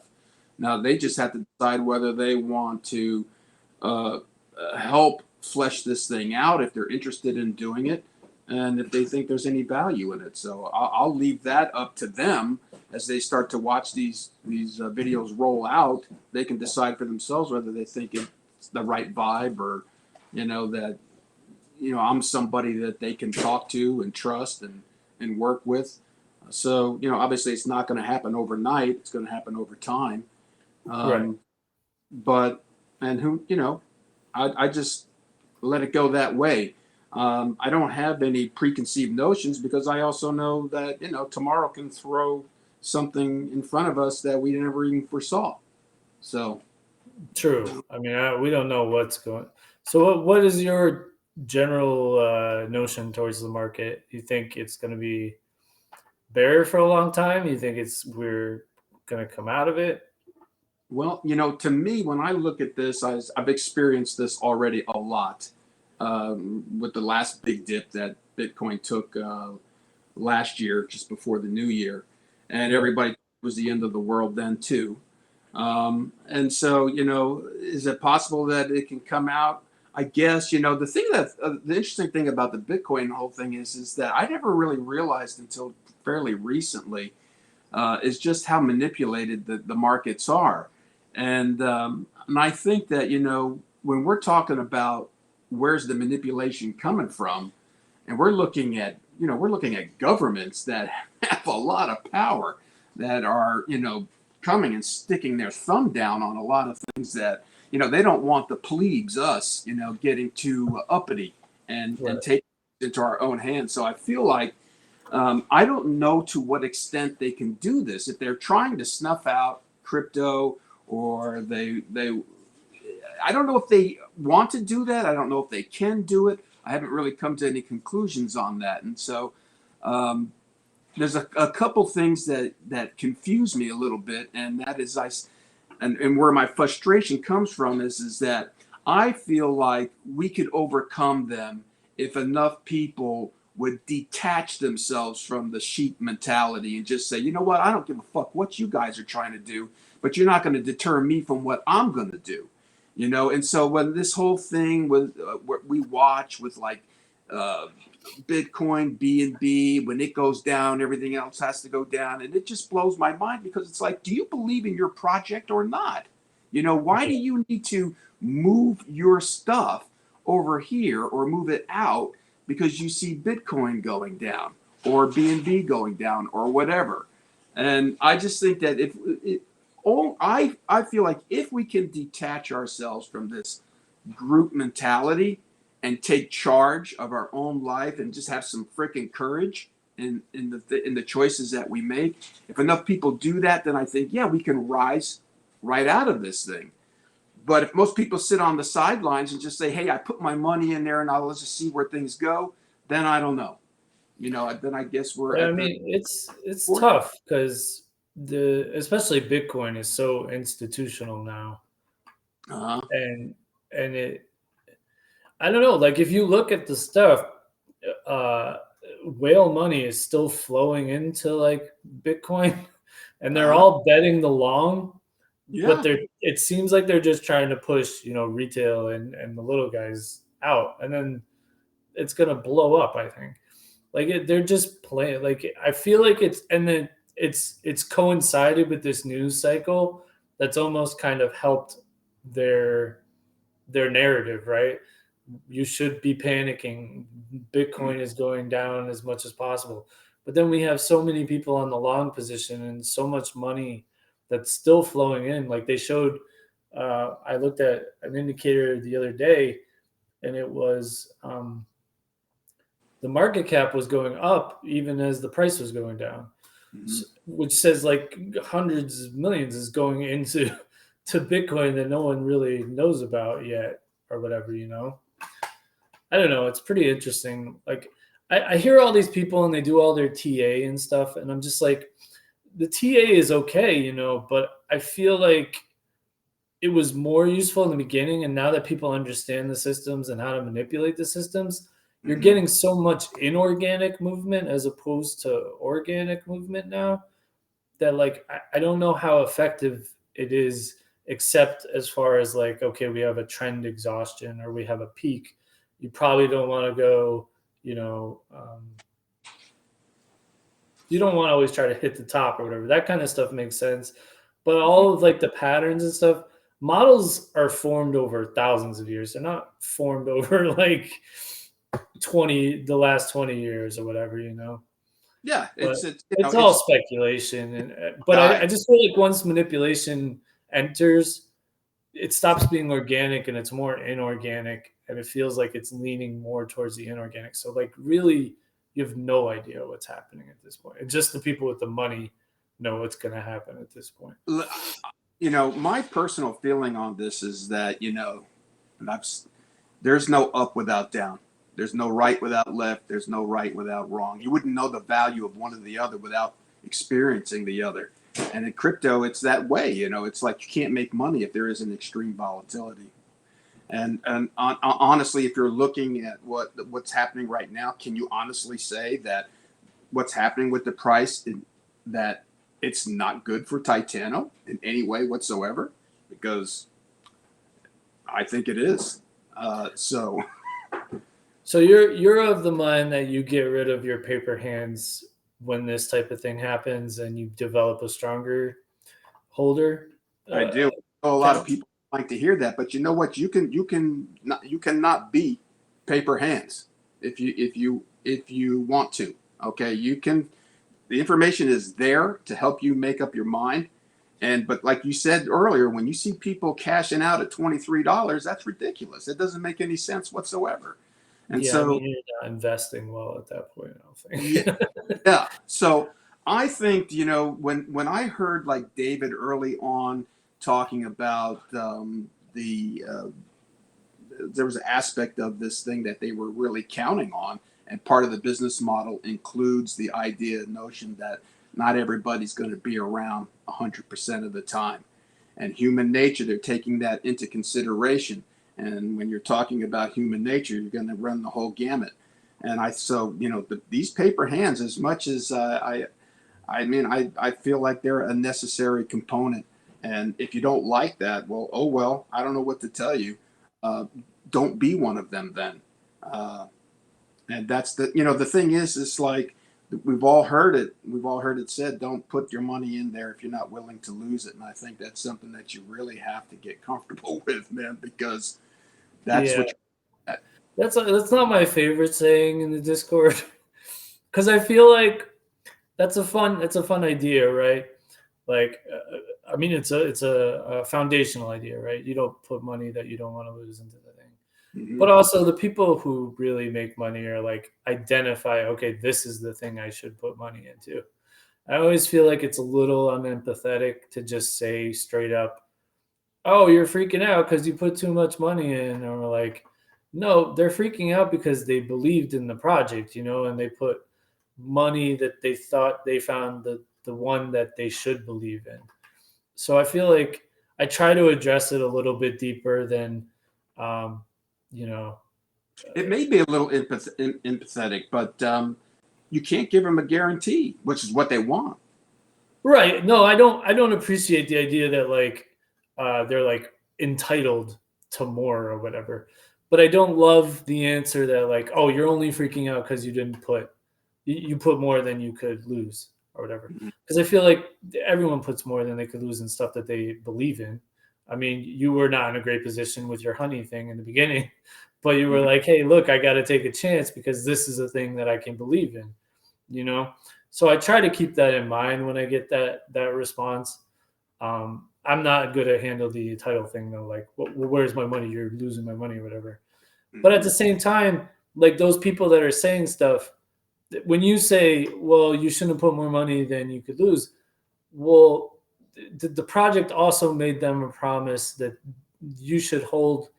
You're not going to, you're going to be working towards a passive income, right? And in order to establish that passive income, this project is going to attempt to bring in more and more, new holders and provide utilities and stuff. So the project has to make sure that it's meeting its requirements as well, because that's a promise between you and the project.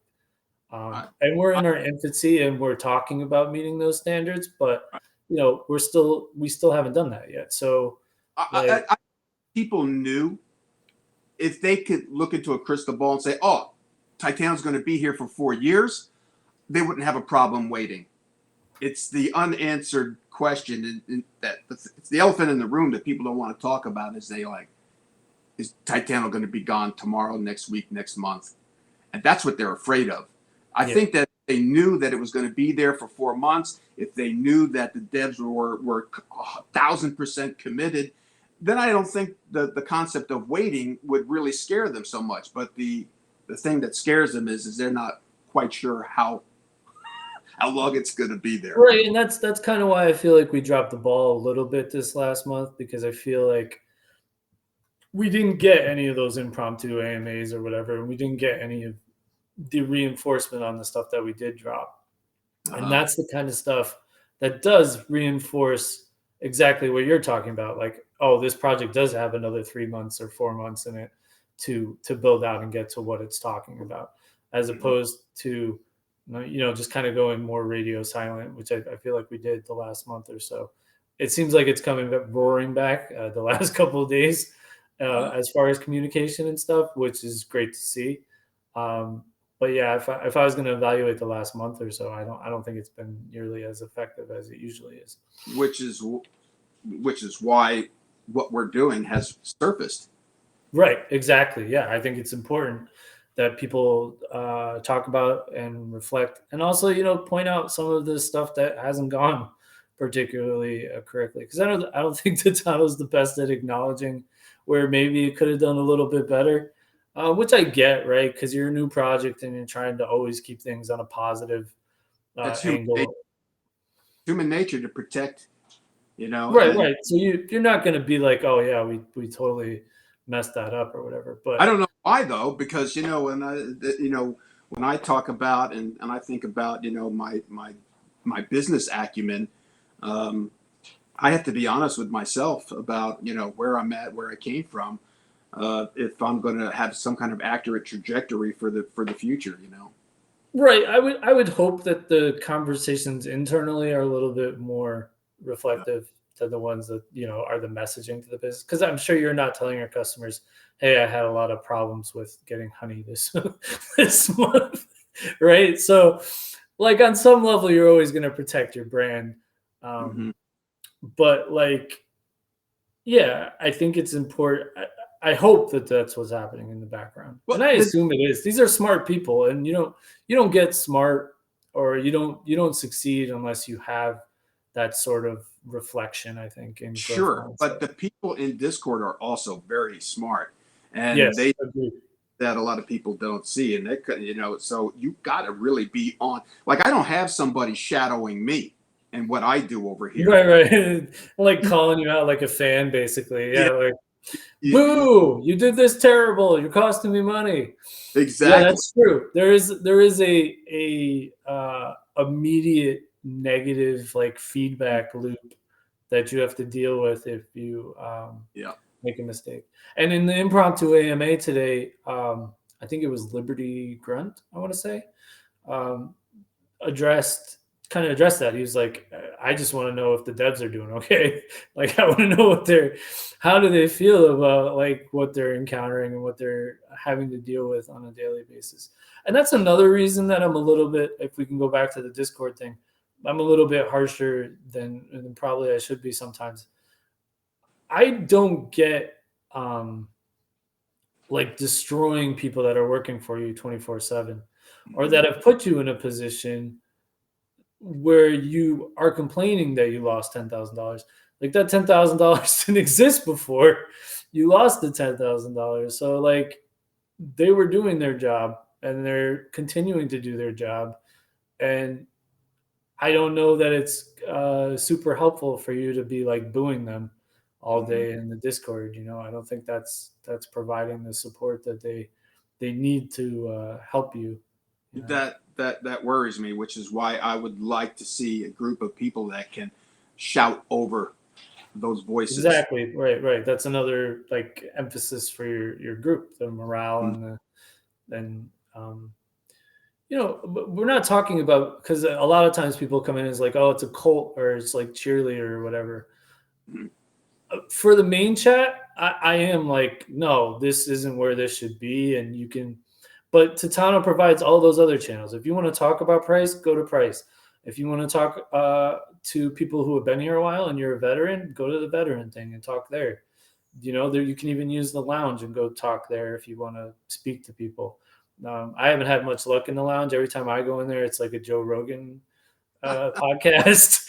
I mean, I don't really care about your MDMA experience, but um, that there's lots of other channels for you to do that in, and the only reason that you're doing it in the main chat is because you want a bunch of eyes on it, right? yeah. It's not because you're trying to get something done. It's because you want an audience for Hmm. your negativity. Yep. Yep. That's not cool to me. Like the main chat is for new holders, and again, it's that whole restaurant analogy. Like, don't Hmm. tell them the food is poison, and then be like, no one's buying our food. Like, duh, no one's buying the food. You just told them it's poison. Come on now. Somebody, one of the business mantras, I guess, if you want to call it that, I learned from somebody before I started my own business. He was a business owner, and I remember I was explaining to him like I felt like I wasn't getting traction in anything because I didn't have the right kind of people around me. And he said, Anthony, he's like, I understand what you're saying, what you're thinking, and I understand the desire to have help. He's like, but if it's to be, it's up to me. You got to take that on, that mentality. He's like, if it's to be, it's up to me. And if you do your part right, you're gonna you're gonna be met with help. It's somebody's gonna see what you're doing, and they're gonna say, hey, I want to be a part of that. Let me lend a hand. Here's what I can offer. And he's right. He was right. I mean, there's no question about it. And that's why I never forgot it. Is because it's got to start with somebody. Somebody has to stand up and say, all right, this is worth fighting for. I'm going to do it. If I have to do it alone, I'm still going to do it. But there's something in that energy, that attracts other people. Right. And I'm hoping like what you and I are doing today will do that. Right, because I mean, for me, it starts with the sports mindset, because I was always in sports and I was always captains of everything. So like, the more that you could lead and then empower the people, that's the real key. When Mm-hmm. you can empower the people that you're leading, it's never about you. It's about getting everyone around you to just play better or to do things better, like to do their role to the best of their ability. And that's when you really create something, because you can drag yourself and you can make yourself elevated or whatever. That's all internal, but it's not going to do as much as just getting the people around you elevated. But see, that depends on your initial intentions. that's why, I think for some reason, I don't know what brought us here together, but I feel like it's the right thing, because I can hear just in what you're saying, that you really believe what you're saying.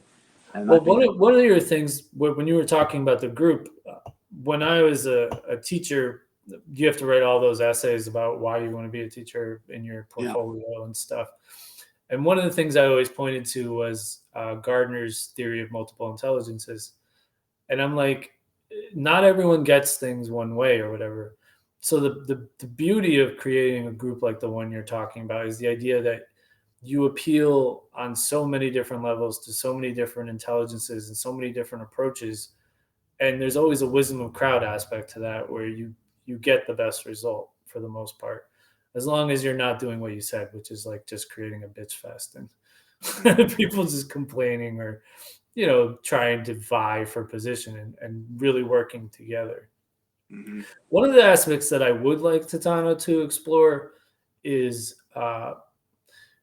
when they were coming up with their NFT idea, a lot of the issue that a lot of the holders had was the whale stuff, like, oh, the whales are going to sink us and stuff. And I know that Titano is very anti-imposing any like extra taxes on whales and that kind of stuff.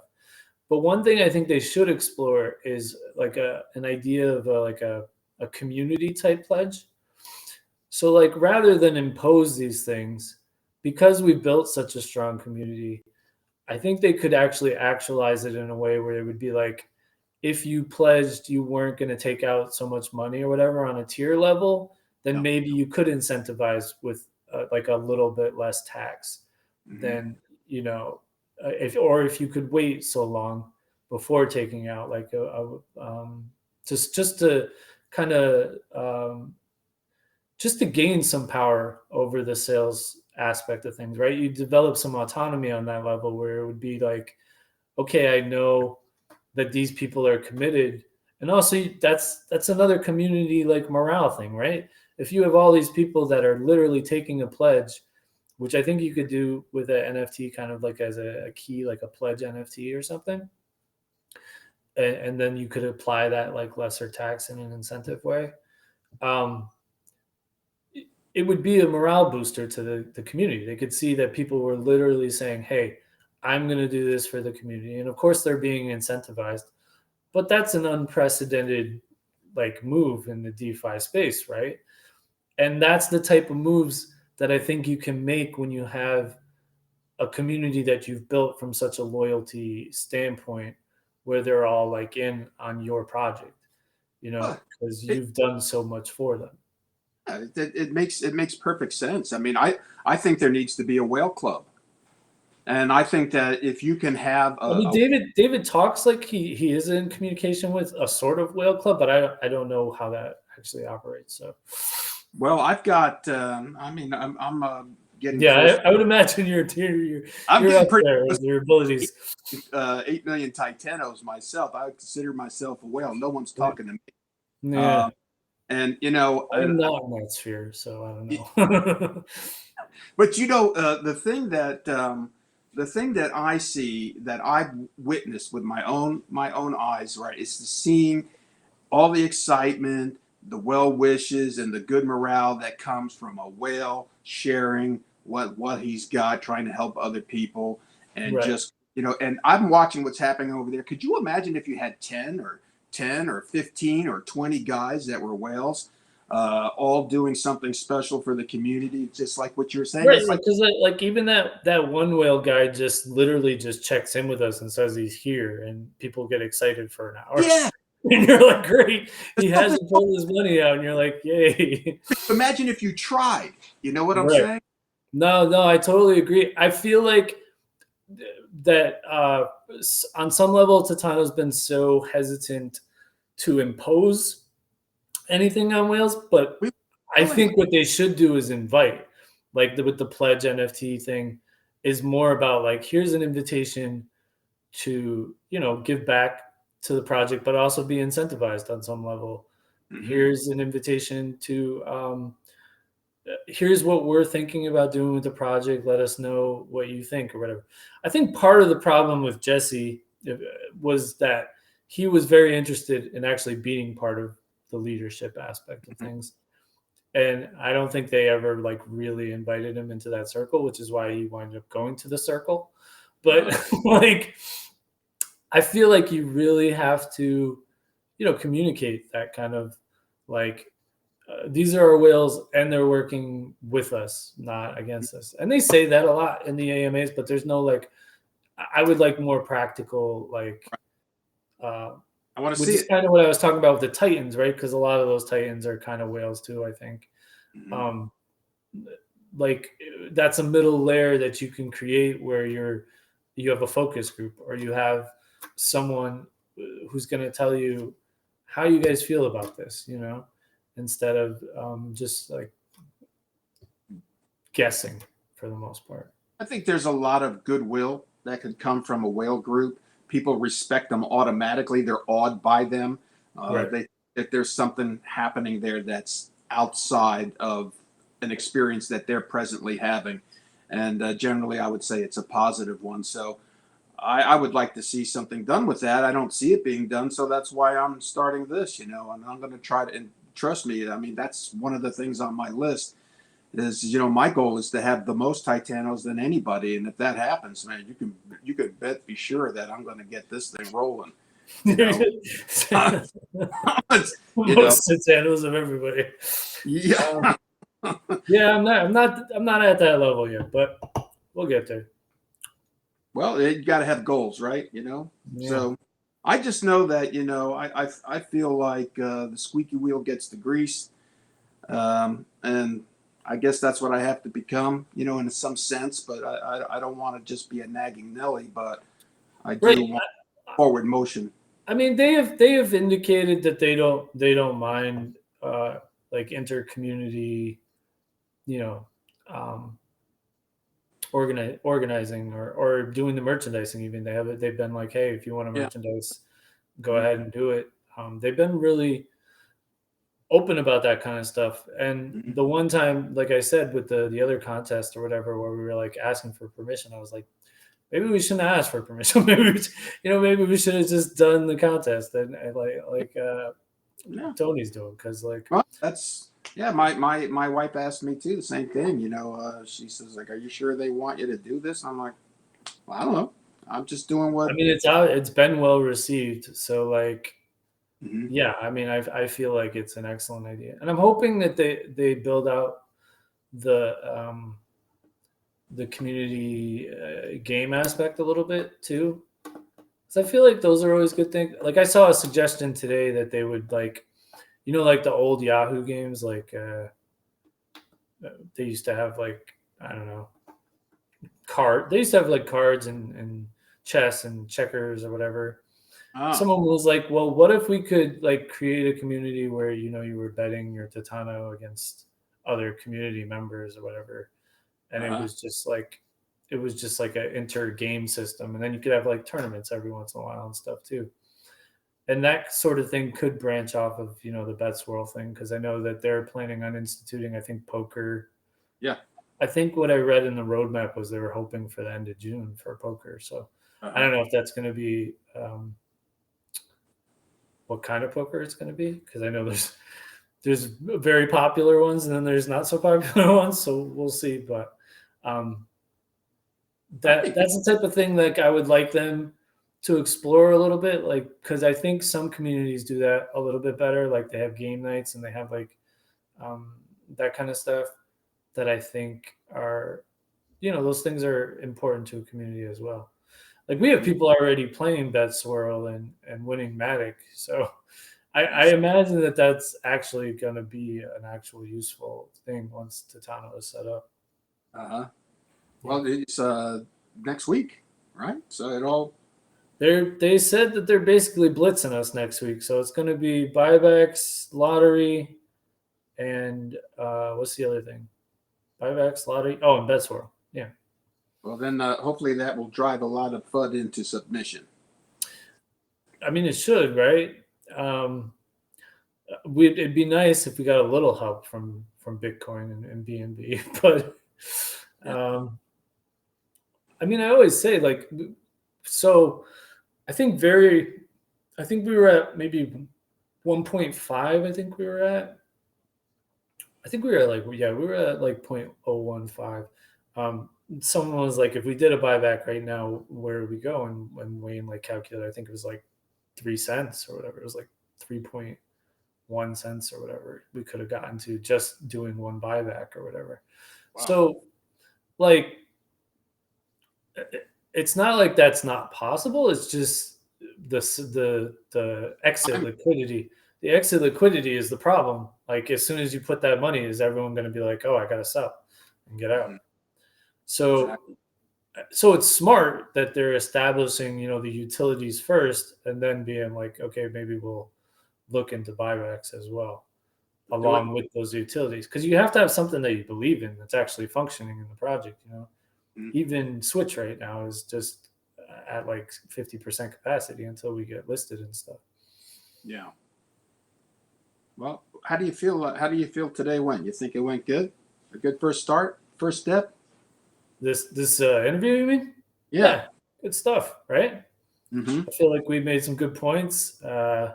We didn't fix Nova's love life. I'm sorry for that, Nova. You can go cook some salmon. But yeah, I mean, hopefully I made people a little bit more aware of why I am the way I am in the Discord, which is important to me. I like people to know what my philosophy is behind the behavior that I take in that.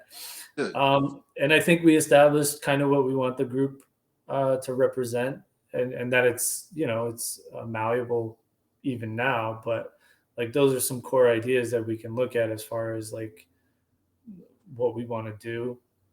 And just talking generally about Titano, I think is important. Like I'm sure people are having tons of thoughts about where Titano is going and what Titano is doing. It's probably good to hear people discuss out loud, in a less like binary way where it's like good, bad, terrible, great. This was more like a nuanced conversation, which I think is important for people to hear. Well, I'd like to eventually see. Right now, we got two squares. I would like to see the Brady Bunch thing going on here, maybe where we have something like 6 to 8, Yeah. people in here and just shooting the breeze and trying to come up with some ideas and making notes. I think that's where it all starts. But I have no illusions that I can't do this by myself, and you and I can't do it by ourselves. We need more people in here. So if you're watching and all of this makes some kind of sense to you, you need to contact us. And are they free to contact? Send a friend request because do you have your DMs open or no? Yeah, I do now. I closed my DMs because of the whole scam bot thing, but Uh-huh. I guess I could open those up. Yeah. Does that sound good though? Yeah. No, that's absolutely, I think, what you should be looking for. The more you can create nuanced discussion of the project, I think is better. And what I've been pretty hard on is you have to demonstrate value to be accepted by the project in general anyways. So the first step is you have to demonstrate that value. And we have a lot of smart people and we have a lot of people that can contribute. And I know people come in all the time and they're like, what can I do? I'm an expert at this. And I'm like, that's not really the best approach. Like, why don't you like show us what you can do? Or why don't you, actualize something, and then you can show us, okay, this is a pathway that we can make it. Like S's proposal, that was a thing where we could tailor it in a way that the devs didn't have to come off of anything that was on their roadmap, didn't have to go against any of the things they had stated, like raising taxes or whatever else, because we made it so that it was like Pancake Swap is going to charge more. So Titano Swap is still being loyal to their people because they want people to go to Switch and use their lower price, but we can raise the taxes over there because we've provided this safe, this safe haven to get the thing at the right price, you know? Mm-hmm. That's the kind of thing, like, I think you have to work with the devs on. You have to be able to, um, identify some of the things that they've made pretty clear. Like, they don't want to impose anything on whales. So my idea has always been invite the whales to do things, invite the whales to do this. But we We got don't, to know. They seem to be like the most secretive group ever. yeah. And we need to move away from secrecy. I think it doesn't really matter, right? Anyways, because every fork is just copying everything we're doing anyways, even if it's the most secret project, and they're like, Yeah. we're not going to tell you anything about it, and if you want to know about it, just go to a different fork, and the fork is going to try and do the same thing in a crappier way faster.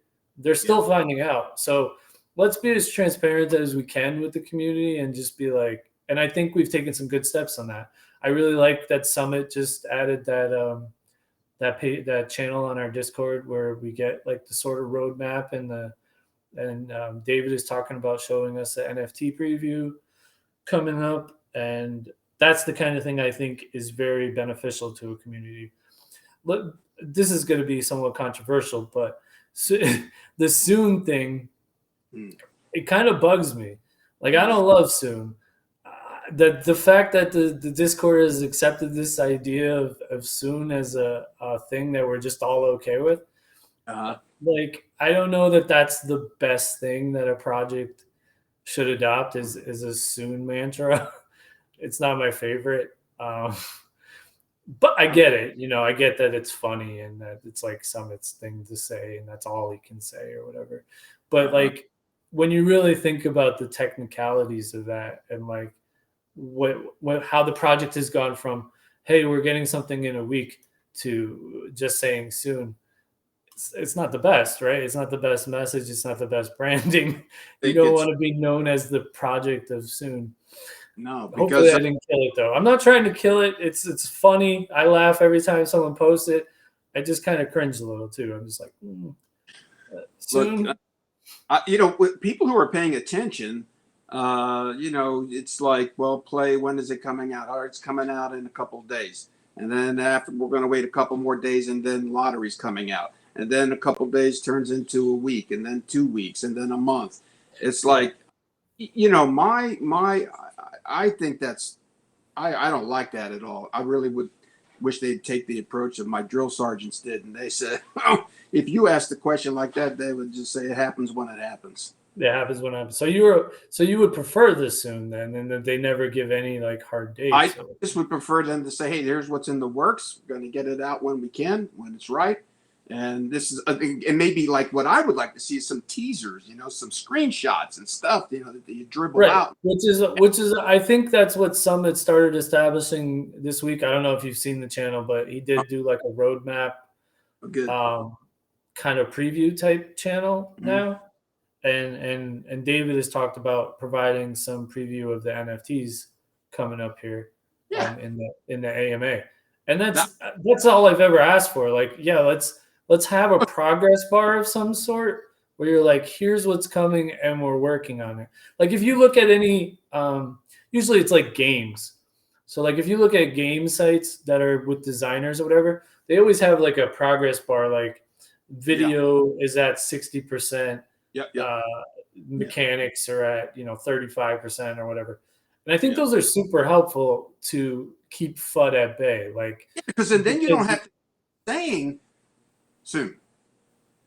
Right. Because right now it's just a guess. Like, it's just someone talking to you. And so many projects have failed their holders at this point that like you're working against a consumer sentiment and a fear factor that requires that you have a progress bar and you tell people we are working, and this isn't just conversation. This is things that are literally happening in the background as we speak.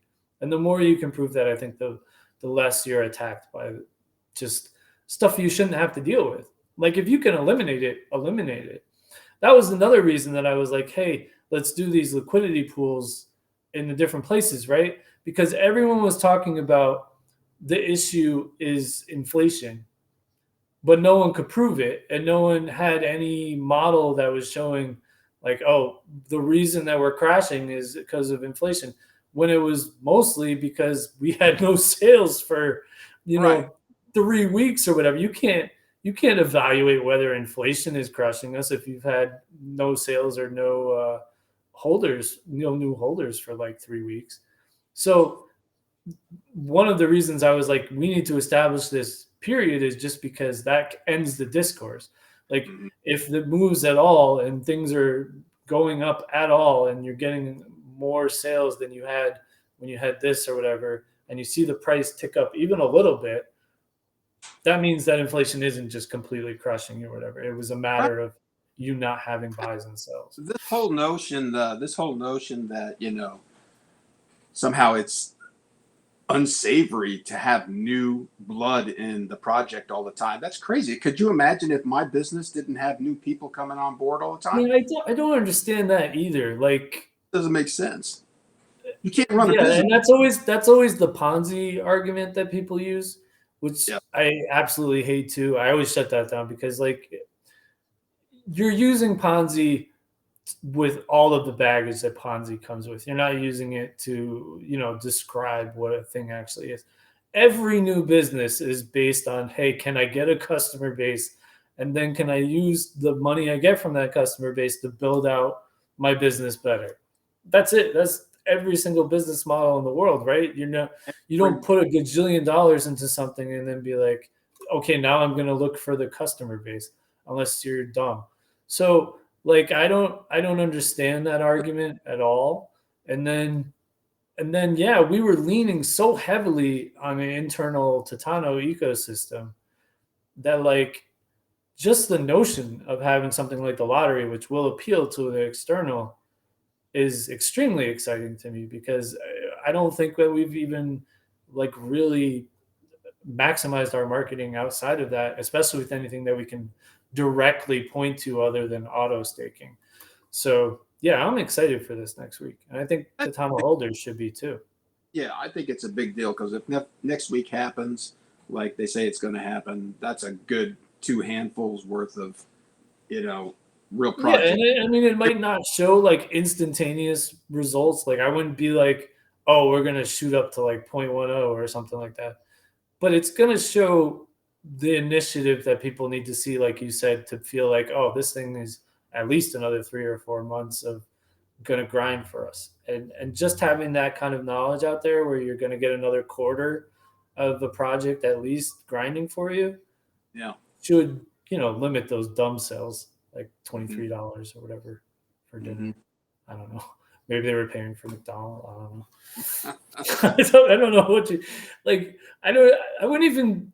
I wouldn't even be tempted to do that just because, like, I find it work to do all those dexes and like exchanges and stuff, and like to worry about what the taxes and stuff.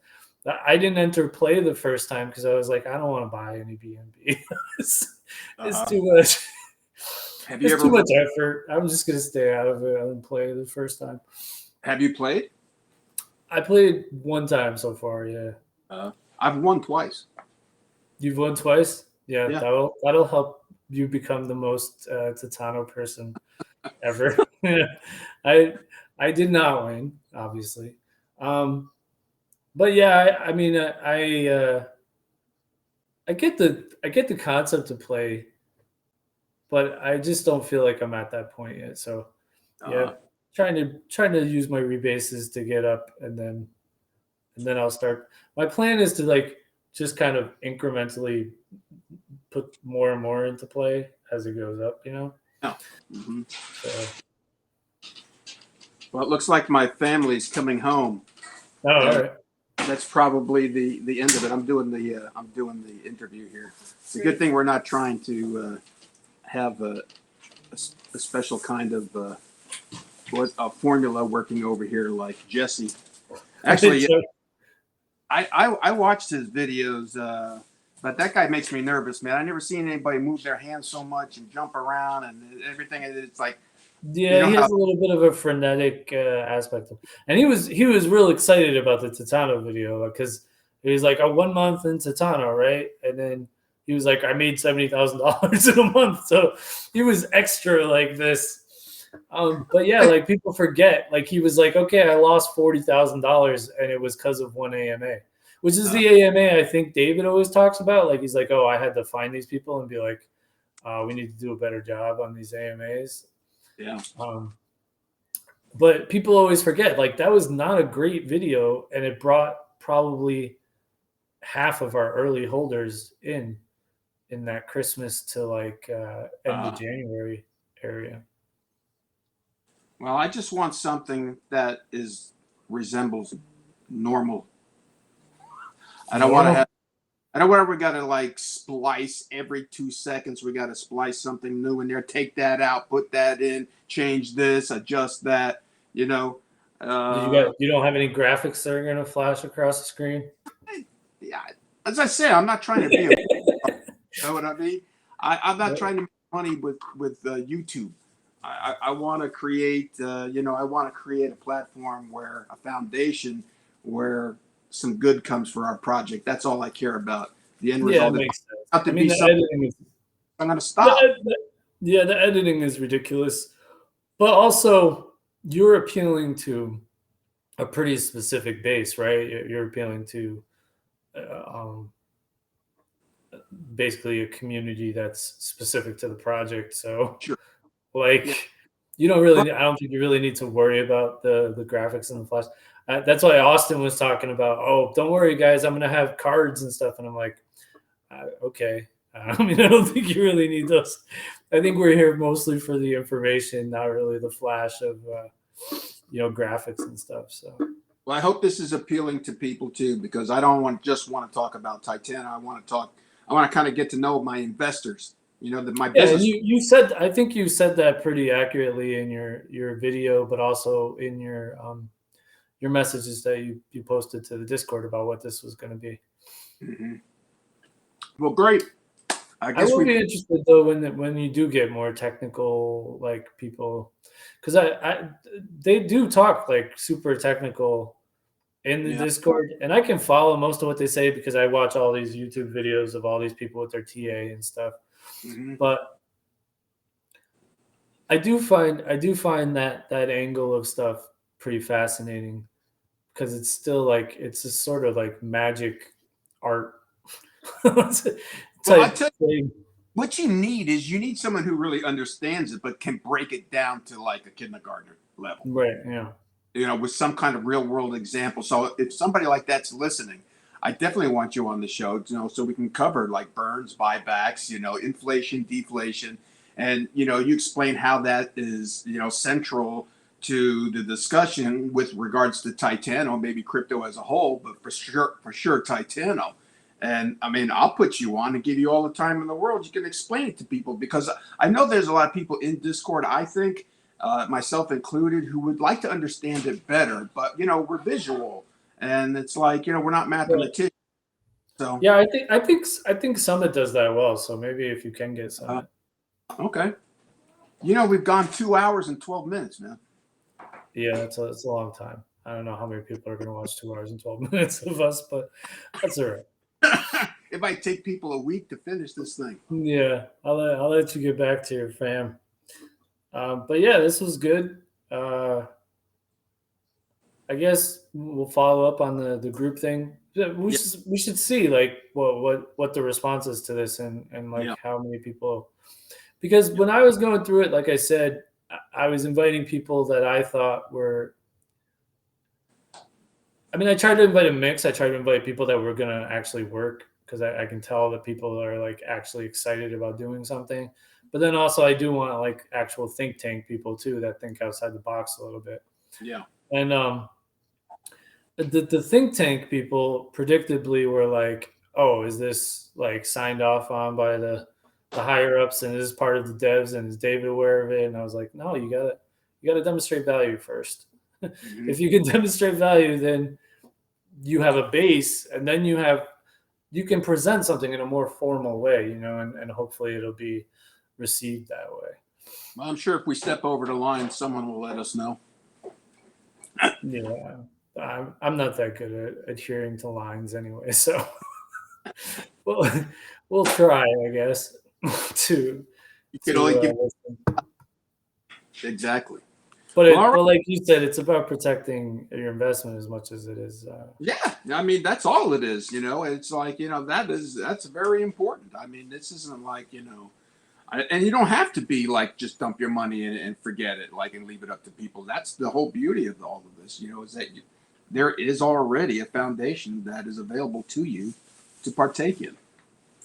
Well, I was going to suggest because I know you're into your contest.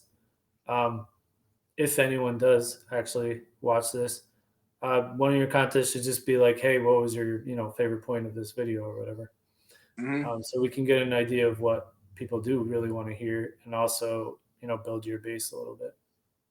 Yeah, I was gonna try to move some of the contests to these videos also. So somewhere in the video would be the next assignment. You'd have to watch it in order to know. Ah, gotcha. Yeah, that's a good idea. Uh-huh. But for this one, since we didn't actually do it, that could be your contest. Just, hey, what was your favorite point of the video? Why was it your favorite point? Yeah. And then yeah, you could do it that way. Yeah, I think so. Hey, listen, before there was even one video, we had like 60 subscribers. Isn't that Yeah, I crazy? saw that. Yeah, I went. I think you posted in my area. I think it was like 3 o'clock in the morning or something like that. So Hmm. it just dinged on my thing, and yeah, I checked it Yeah. out. Yeah, Well, all right, brother. nice motorcycle too. Yeah.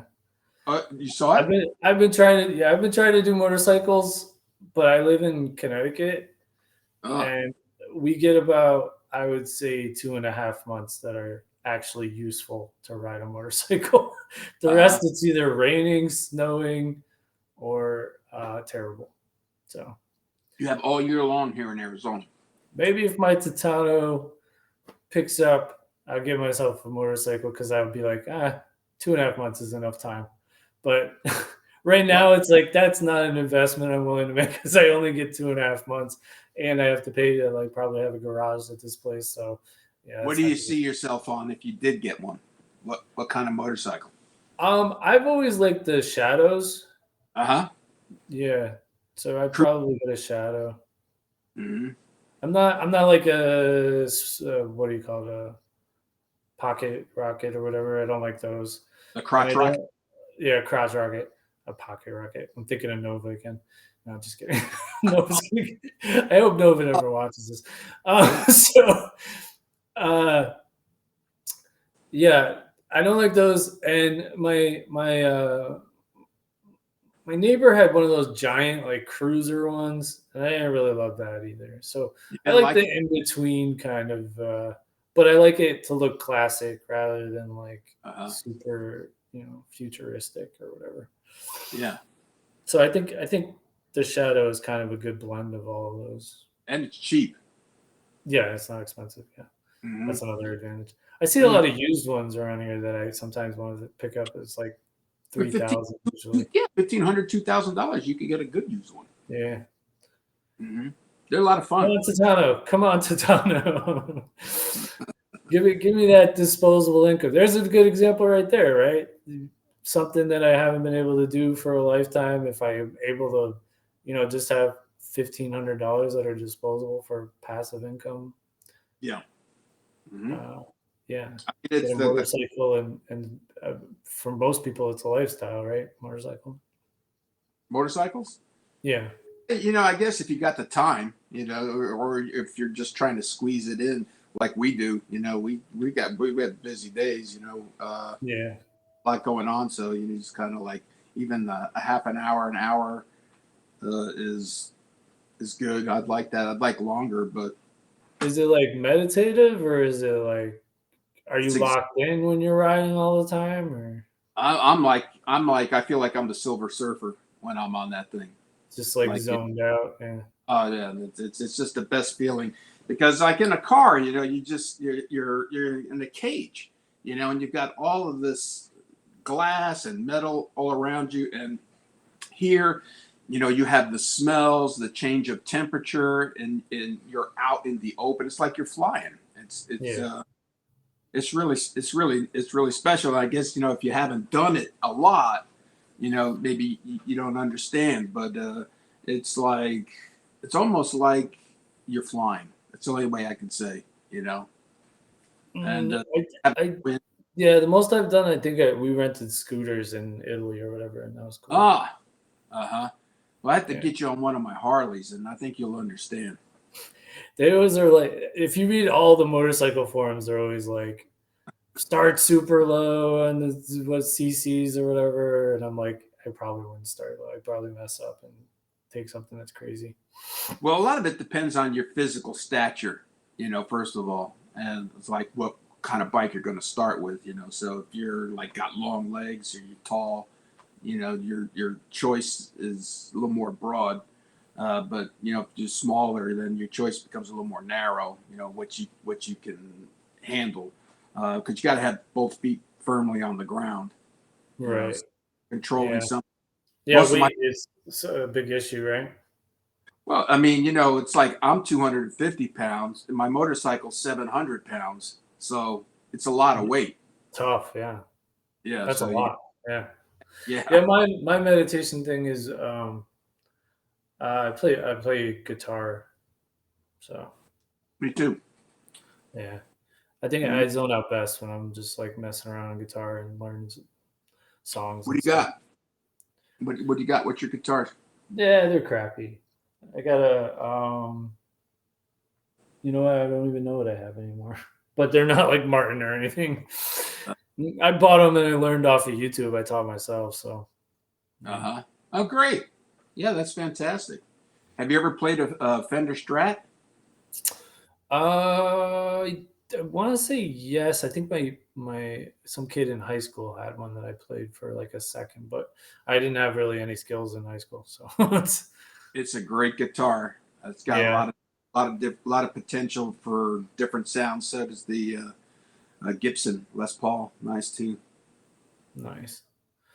Yeah, I mean, I'm not the best player, but the writing, I write songs and stuff all the time. So that's kind of more or less what I focus on is the actual songwriting.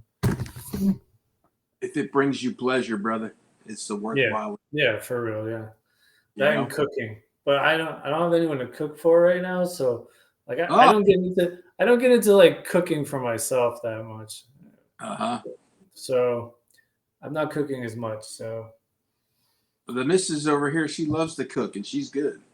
Yeah. Oh yeah, it's a straight steak trim. Nice. Yeah. No, I really I got into cooking like 3 years ago. I got really into it.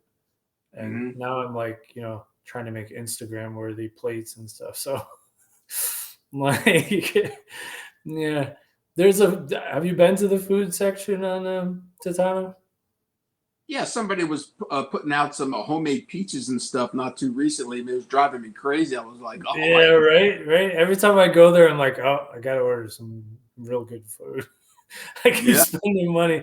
I think I actually told them off. I was like, damn it, now I gotta go get a pizza, you jerks.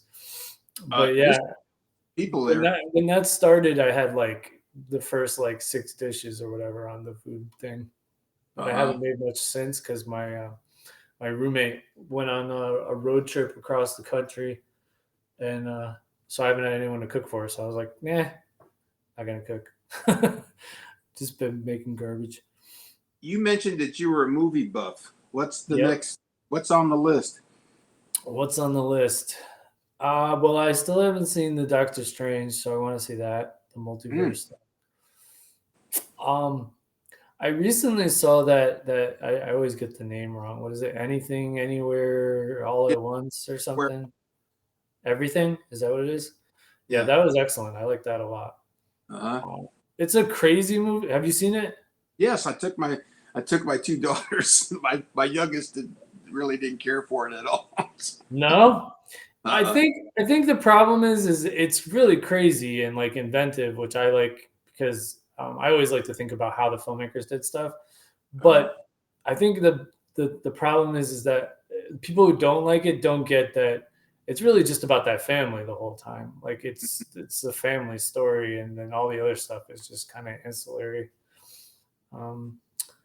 I saw. Oh, you know what was good? Lost City. Did you see that? That's with Channing Tatum and Sandra Bullock, and Brad Pitt has a cameo that's hilarious. It's Oh, like a throwback to like those old, like kind of romantic comedy type things, but like with an Indiana Jones type twist or whatever. It okay. was pretty good. It was funny. It's a good comedy to watch. Can you get that like on Netflix now or something, or is that still in? It should be there, I think now, but it might be a little bit of ways. I don't know.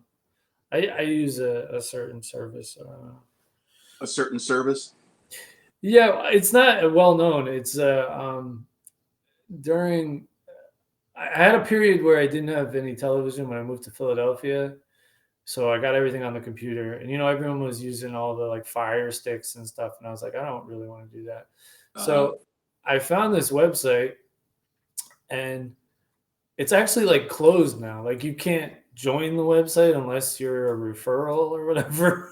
What And it's is out it? of Ukraine. And I don't know what they're doing, but they're literally combining like every single, You know what? all of these pay services into one website and charging I like $5. So thumbs up. I'm not gonna give them a plug because I don't want anyone to find it, because I'm pretty sure it'll get shut down. But it's probably the best value I've ever found in anything I've ever bought. Like it's saving me like probably $250 a month or whatever if you were gonna do like cable and stuff. So uh, yeah. do you have a favorite? One movie that stands out, maybe one or two that just like all-time favorites that just really. All time faves. I mean, I'm more on the nostalgic end. So Princess Bride is one of my favorite movies ever. Mhm. I don't know if you've seen I don't. that. Have you seen Princess Bride? Uh-uh. You've never seen Princess Bride? Oh my No. god. Yeah, that was an old school one. I tend to pick like more of the landmark type movies. Like Jurassic Park blew me away the first time I saw it, and Uh, that was such an advance, like in special effects and stuff. That like mhm. if a movie can make me like awed, that's kind of impressive to me. So yeah, Uh, I would say like Jurassic Park, Seven. I really I, liked. yeah, I like that. Yeah, Seven was a good movie. What's in the box? I like the like Cloud Atlas is one of my favorites. AI, you know. Cloud Atlas, huh? Yeah, That's a rare group that likes Cloud Atlas. I You're in select company there. That was not well received, but I wasn't it. watched Cloud Atlas. I liked Cloud Atlas. It wasn't like, but that's a big scope movie. Uh-huh. Yeah, Yeah. I also like the other one, Ayn Rand's, but enjoyed the books better. But um, I didn't see the Iron Man one. no. I did read the books. Uh-huh. But I didn't see the movie though. The books It were was. better. Oh yeah, yeah. I mean, Yeah. they're almost always better. The only one that I could say that was actually the one movie that I would say is a departure from that truism was The Green Mile. I thought that movie was really good as well as the book, the Stephen King movie. So you like the book though too? I did like the book, but I thought The Green Mile, the movie, also was really good.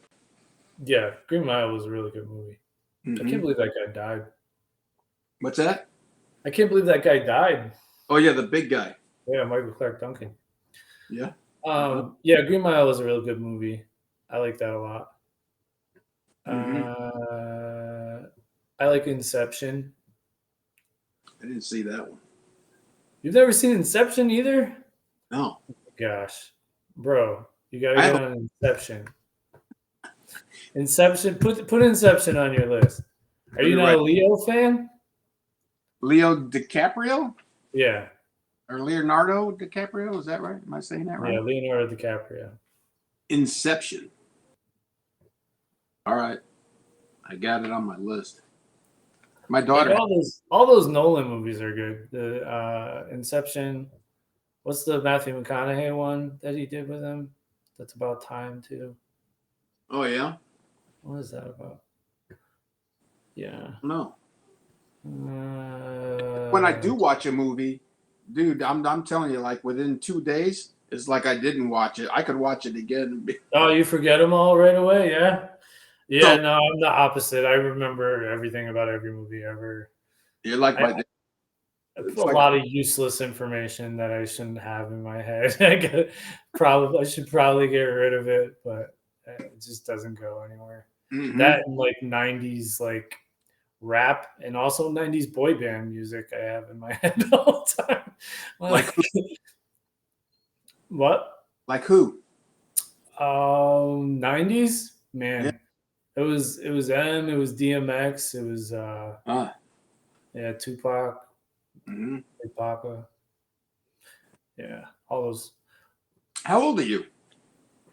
uh 12. No, I'm just kidding. You're, 38. you're younger than me. I'm 55. Yeah, I'm 38. Are you 39? You're a young guy. Yeah. I'd Doesn't kill doesn't 39. feel young. Doesn't feel young. Oh, wait till you're 50. Yeah, but I feel like I don't know. I feel like people leave you alone a little bit at 50. Like if when you're getting close to 40, everyone wants to remind you that you're almost 40 constantly. Like, do Uh, people remind you that you're 50 all the time? nah. People don't like No. talking to me too much, brother. Well, it's an interesting choice to start a YouTube channel then. Yeah, I don't like talking to me too much because I get right to it. I get pretty personal right away. So I'm not big on small talk. Yeah, I'm not a real small talk person either. Like, I don't even I used, I said I was working at offices all the time, and you always have those people that want to come in and be like, Uh-huh. "Hey, how was your weekend?" And I'm like, "You don't care about my weekend, so we're not gonna have a conversation about my weekend." I'm that guy, like if you don't care, then I'm not gonna have the conversation with you. Like, You what are know we what? doing here? I had this when I was working for a company before I started my business. The manager, I came in. It was like one of my first days, and he asked me that question. He's like, "Hey, how was your weekend?" And so I started telling him, and then he just walked away. Yeah. Like, Yeah. That's the conference. And then, like, when you do it my way, where you're like, nah, we're not going there. like how rude. You don't care about having a conversation. I'm like, no, I don't. Like, you don't care. So why should I invest in this moment at all? Let me do my filing. Thank you. yeah, Yeah. I don't know, man. All right. I'm going to let you get to your family because no one's watching 2.5 hours of something. So. it'll be interesting to see. Yeah, that's 2.5 hours. Yeah, it's 2 hours, 32 minutes at this point. Yeah. You might want to edit it a little bit. I don't know if you have those editing skills, but I don't have the time for that shit, man. So I'm just going to put it up there and people can decide for themselves, yeah, I Maybe if hear they want you. to build a model, this can go on in the background. That's what I do with podcasts, anyways, right? Just put it on the background while I'm doing Yeah. stuff. So, Yeah, yeah. yeah. I'm sure some people appreciate it and other people say this is fucking boring. Yeah. Like Nova probably won't like it very much. Yeah. I think as time moves on, we'll dial things in a little bit more. But I kind of want to get to know everybody first, and then Yeah, let no. Yeah. And it seems like it's going to be two different spheres for you. So there's going to be this discussion and like get to know the Titano people. And then there's going to be more of an actionable, hey, what can we do for the project and yeah. what would be useful to the project? Uh-huh. And if I can, if I can figure out how to get this stuff to work, this technology reliably, and get some light in here because I look like I'm I'm in Yeah. a closet or something. It's like And also you'll probably, if the project does what it's supposed to do, like you'll have, testimonial type people at that point too. So maybe. that'll be useful. Yeah. All right, brother. I appreciate you being willing to do this. I really do. I think that takes a little bit of guts on your part. Because you've already got an established persona over there, and you never know what to do to it by. You know what I'm Yeah, saying? there's a lot of smart people over there. My stuff could be hacked tomorrow, I guess. But yeah, I appreciate the opportunity to just kind of explain like my philosophy toward that place, and and kind of why I behave the way I behave. Because I think that's important on some level. And no one ever explains themselves. All the ones that come in there and all antagonistic are like, oh, I'm so innocent or whatever. Yeah. Here's my philosophy. Here's why I behave towards you the way I do.